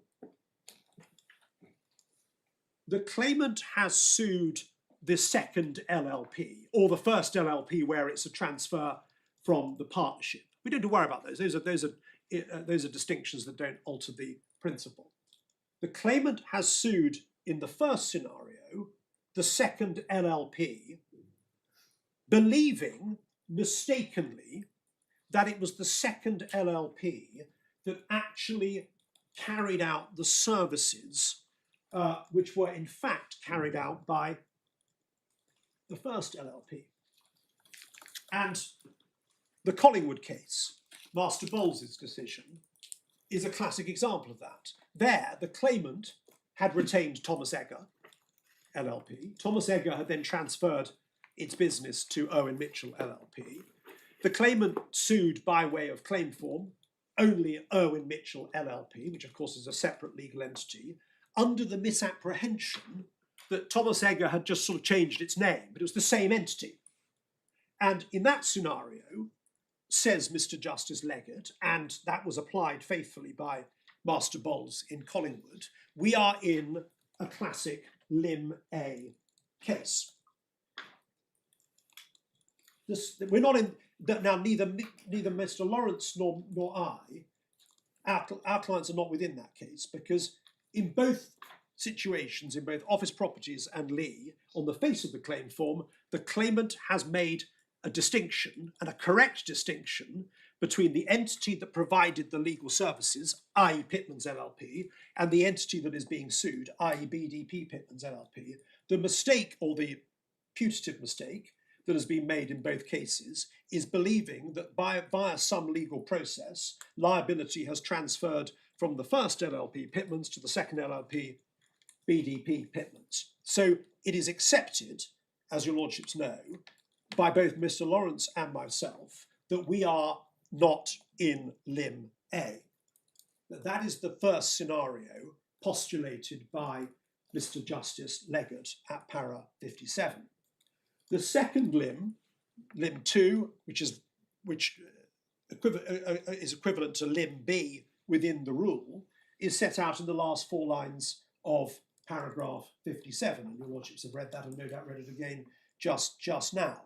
And when Mr. Justice Leggett says at the end of para 57, the court has the power to grant relief in case 1 but not case 2, that of course is him, it has the power under limb A of the rule to grant relief in the first case, not the second case. He's not dealing with limb B at this stage. Of course, he deals with it at a separate stage. Now, going back to my learned friend's skeleton argument at paragraph 13, page 18 to 19 of the core bundle in my case, my learned friend agrees that distinction and says without quibbling or cavilling with Mr. Justice Leggett's categorization, that in the first scenario there is jurisdiction to substitute under lim A, but not in the second scenario.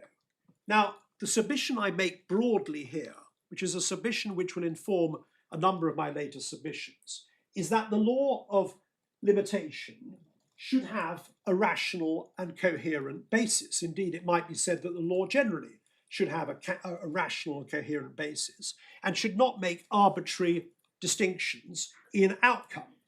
Now, essentially, my learned friend, Mr. Carpenter, advances the submission that if in Lee and Office Properties, in both appeals, the claimants had made the mistake of thinking that BDB Pitmans was the same party, the same entity as Pitmans, and hadn't really thought about it very well and just didn't focus on it. And of course, that was Mr. Justice Leggett's ultimate decision, is that the claimants in Insight Group hadn't really given any proper thought to who on earth they were suing. That in that case, you're under lim A and you're all right. But on my learned friend Mr. Carpenter's perhaps rigorous world, the world he promotes to this court, if the mistake you have made as a claimant is not, oh, BDB Pitmans, that's the entity now, presumably they're the ones who gave me the legal services a few years ago, and that's why I'm suing them. But if you think, yeah, I know that Pitmans was the party that I retained, but as I understand it now, there's been some transfer of liability to BDP. But in that scenario, you're out of court in Mr. Carpenter's proposed limitation world. Now, I suggest to this court that, and forgive me before I go on to that, and the reason he says that is because A is fine, you're in Mr. Justice Leggett's category 1, but under category 2, and this is going to lead me to my second overarching submission, you can never bring yourself within that, because lim B is so confined in its meaning that in the scenario that Mr. Lawrence and my client are in, either actually or putatively, you can never bring yourself within lim A. And ergo it follows that in the limitation world, and the statement of the law he invites from this court is that in mistake A, the claimant's fine, subject to discretionary questions, but at least has the jurisdiction allowed it. But in case B, it's effectively never going to be able to rely upon the section and the rule. And I say that that is irrational and incoherent, and it would be preposterous if the law of limitation in this country would allow of those distinctions. Mistake A, you're fine. Mistake B, you're permanently deprived of even being able to rely upon the jurisdiction. Because of course, overarching jurisdictional questions is the discretionary question. And in both cases, the judge, in both Mr. Lawrence's case and my case, looked at all the law, looked at all the facts, and were confident that, and very clear, that the discretion should be exercised in favour of our clients. And there's no appeal against that discretionary question. The radical submission my learned friend, Mr. Carpenter, makes instead is to say there was simply no jurisdiction to allow the court even to entertain, via its discretionary powers, the possibility of substitution. That leads me to my second overarching submission, which I make now because I've heard what my learned friend said. I've been listening carefully to Mr. Carpenter's submission. And he was forced, through his characteristic candour and intellectual honesty, in answer to questions posed by the bench, this bench, to accept that in his formulation of or interpretation of the relevant subsection and the relevant mirroring rule, that essentially there will never be a scenario where a claimant who has sued D1 can ever substitute D1 for D2 under the Act and the rule. And my learned friend Mr. Lawrence has spent some time looking into that. And my understanding of my learned friend Mr. Carpenter's submissions, having been tested on the question by, I think it was Lord Justice Zacaroli, was to concede and to candidly concede that on his interpretation of the concept of claim, as it is articulated in the section and the rule, there can never be a substitution of D1 for D2. Now, as I will endeavour to show this court when I look at the cases in a little more detail, actually, my learned friend's rigorous world, the one proposed by Mr. Carpenter, goes even further than that. And in fact, it would prevent at any stage a claimant being substituted, not joint, but substituted, so that C1, the only claimant who brings the claim, disappears from the case and is substituted for C2. On his interpretation of the concept of claim, that could never happen either. And I will come on to explain that. But even if I'm wrong on that final submission, a submission which necessarily involves the proposition that Parliament has created a jurisdiction to substitute D1 for D2, but that on his interpretation of the law or proposals as to the law, that jurisdiction can never be exercised, then that submission cannot be right, because Parliament does not create powers that, by reference to the proper interpretation of those powers, can never be exercised. It's a submission that simply cannot be tolerated or accepted, in my respectful submission, by this court. Now, those are some preliminary observations concerning the procedural status of my case and this appeal, and concerning the some of the submissions that have found voice in my learned friend Mr. Carpenter's opening address this morning. Now, would that be a convenient course? Perfectly convenient. Can I just ask you, without holding you to a particular time estimate, but when do you think you'll finish tomorrow? I would hope to, if the Lordships would indulge me with an hour and a half, that would still, if my learned friend only has a half an hour reply, would have us finishing at 12:30, which is half an hour before the allocated time, which I'm not saying I'm eating into time. I may detect a certain froideur of view from my Lord Justice Phillips when I said that. Sorry, my Lord? I can express new views on that. Let me express my view. It is a little longer than the agreed timetable, but nevertheless, as you say, we'll still finish well before the short adjournment tomorrow, as long as Mr. Carpenter has sufficient time for his reply. Well, I'd be happy to. I'm not suggesting this would be a submission that we go down well with the court. I'm happy to carry on for another 10 minutes now. I'll ask you to start again at 10:30 tomorrow. Thank you. But in the hope and expectation that you will finish by midday. That I shall ensure that happens. And then Mr. Carpenter will have, as he's asked for, if he needs it, through. That's roughly what I'm. My lord, I would be content with that. I've obviously given up half an hour of my time, but I have no intention of tacking that on to you my are very generous reply. In that regard, but what I want to make sure is that everyone has a fair opportunity to make the submissions they wish to. Unless there's anything else at this stage, we will adjourn until 10:30 tomorrow. Court rise is able.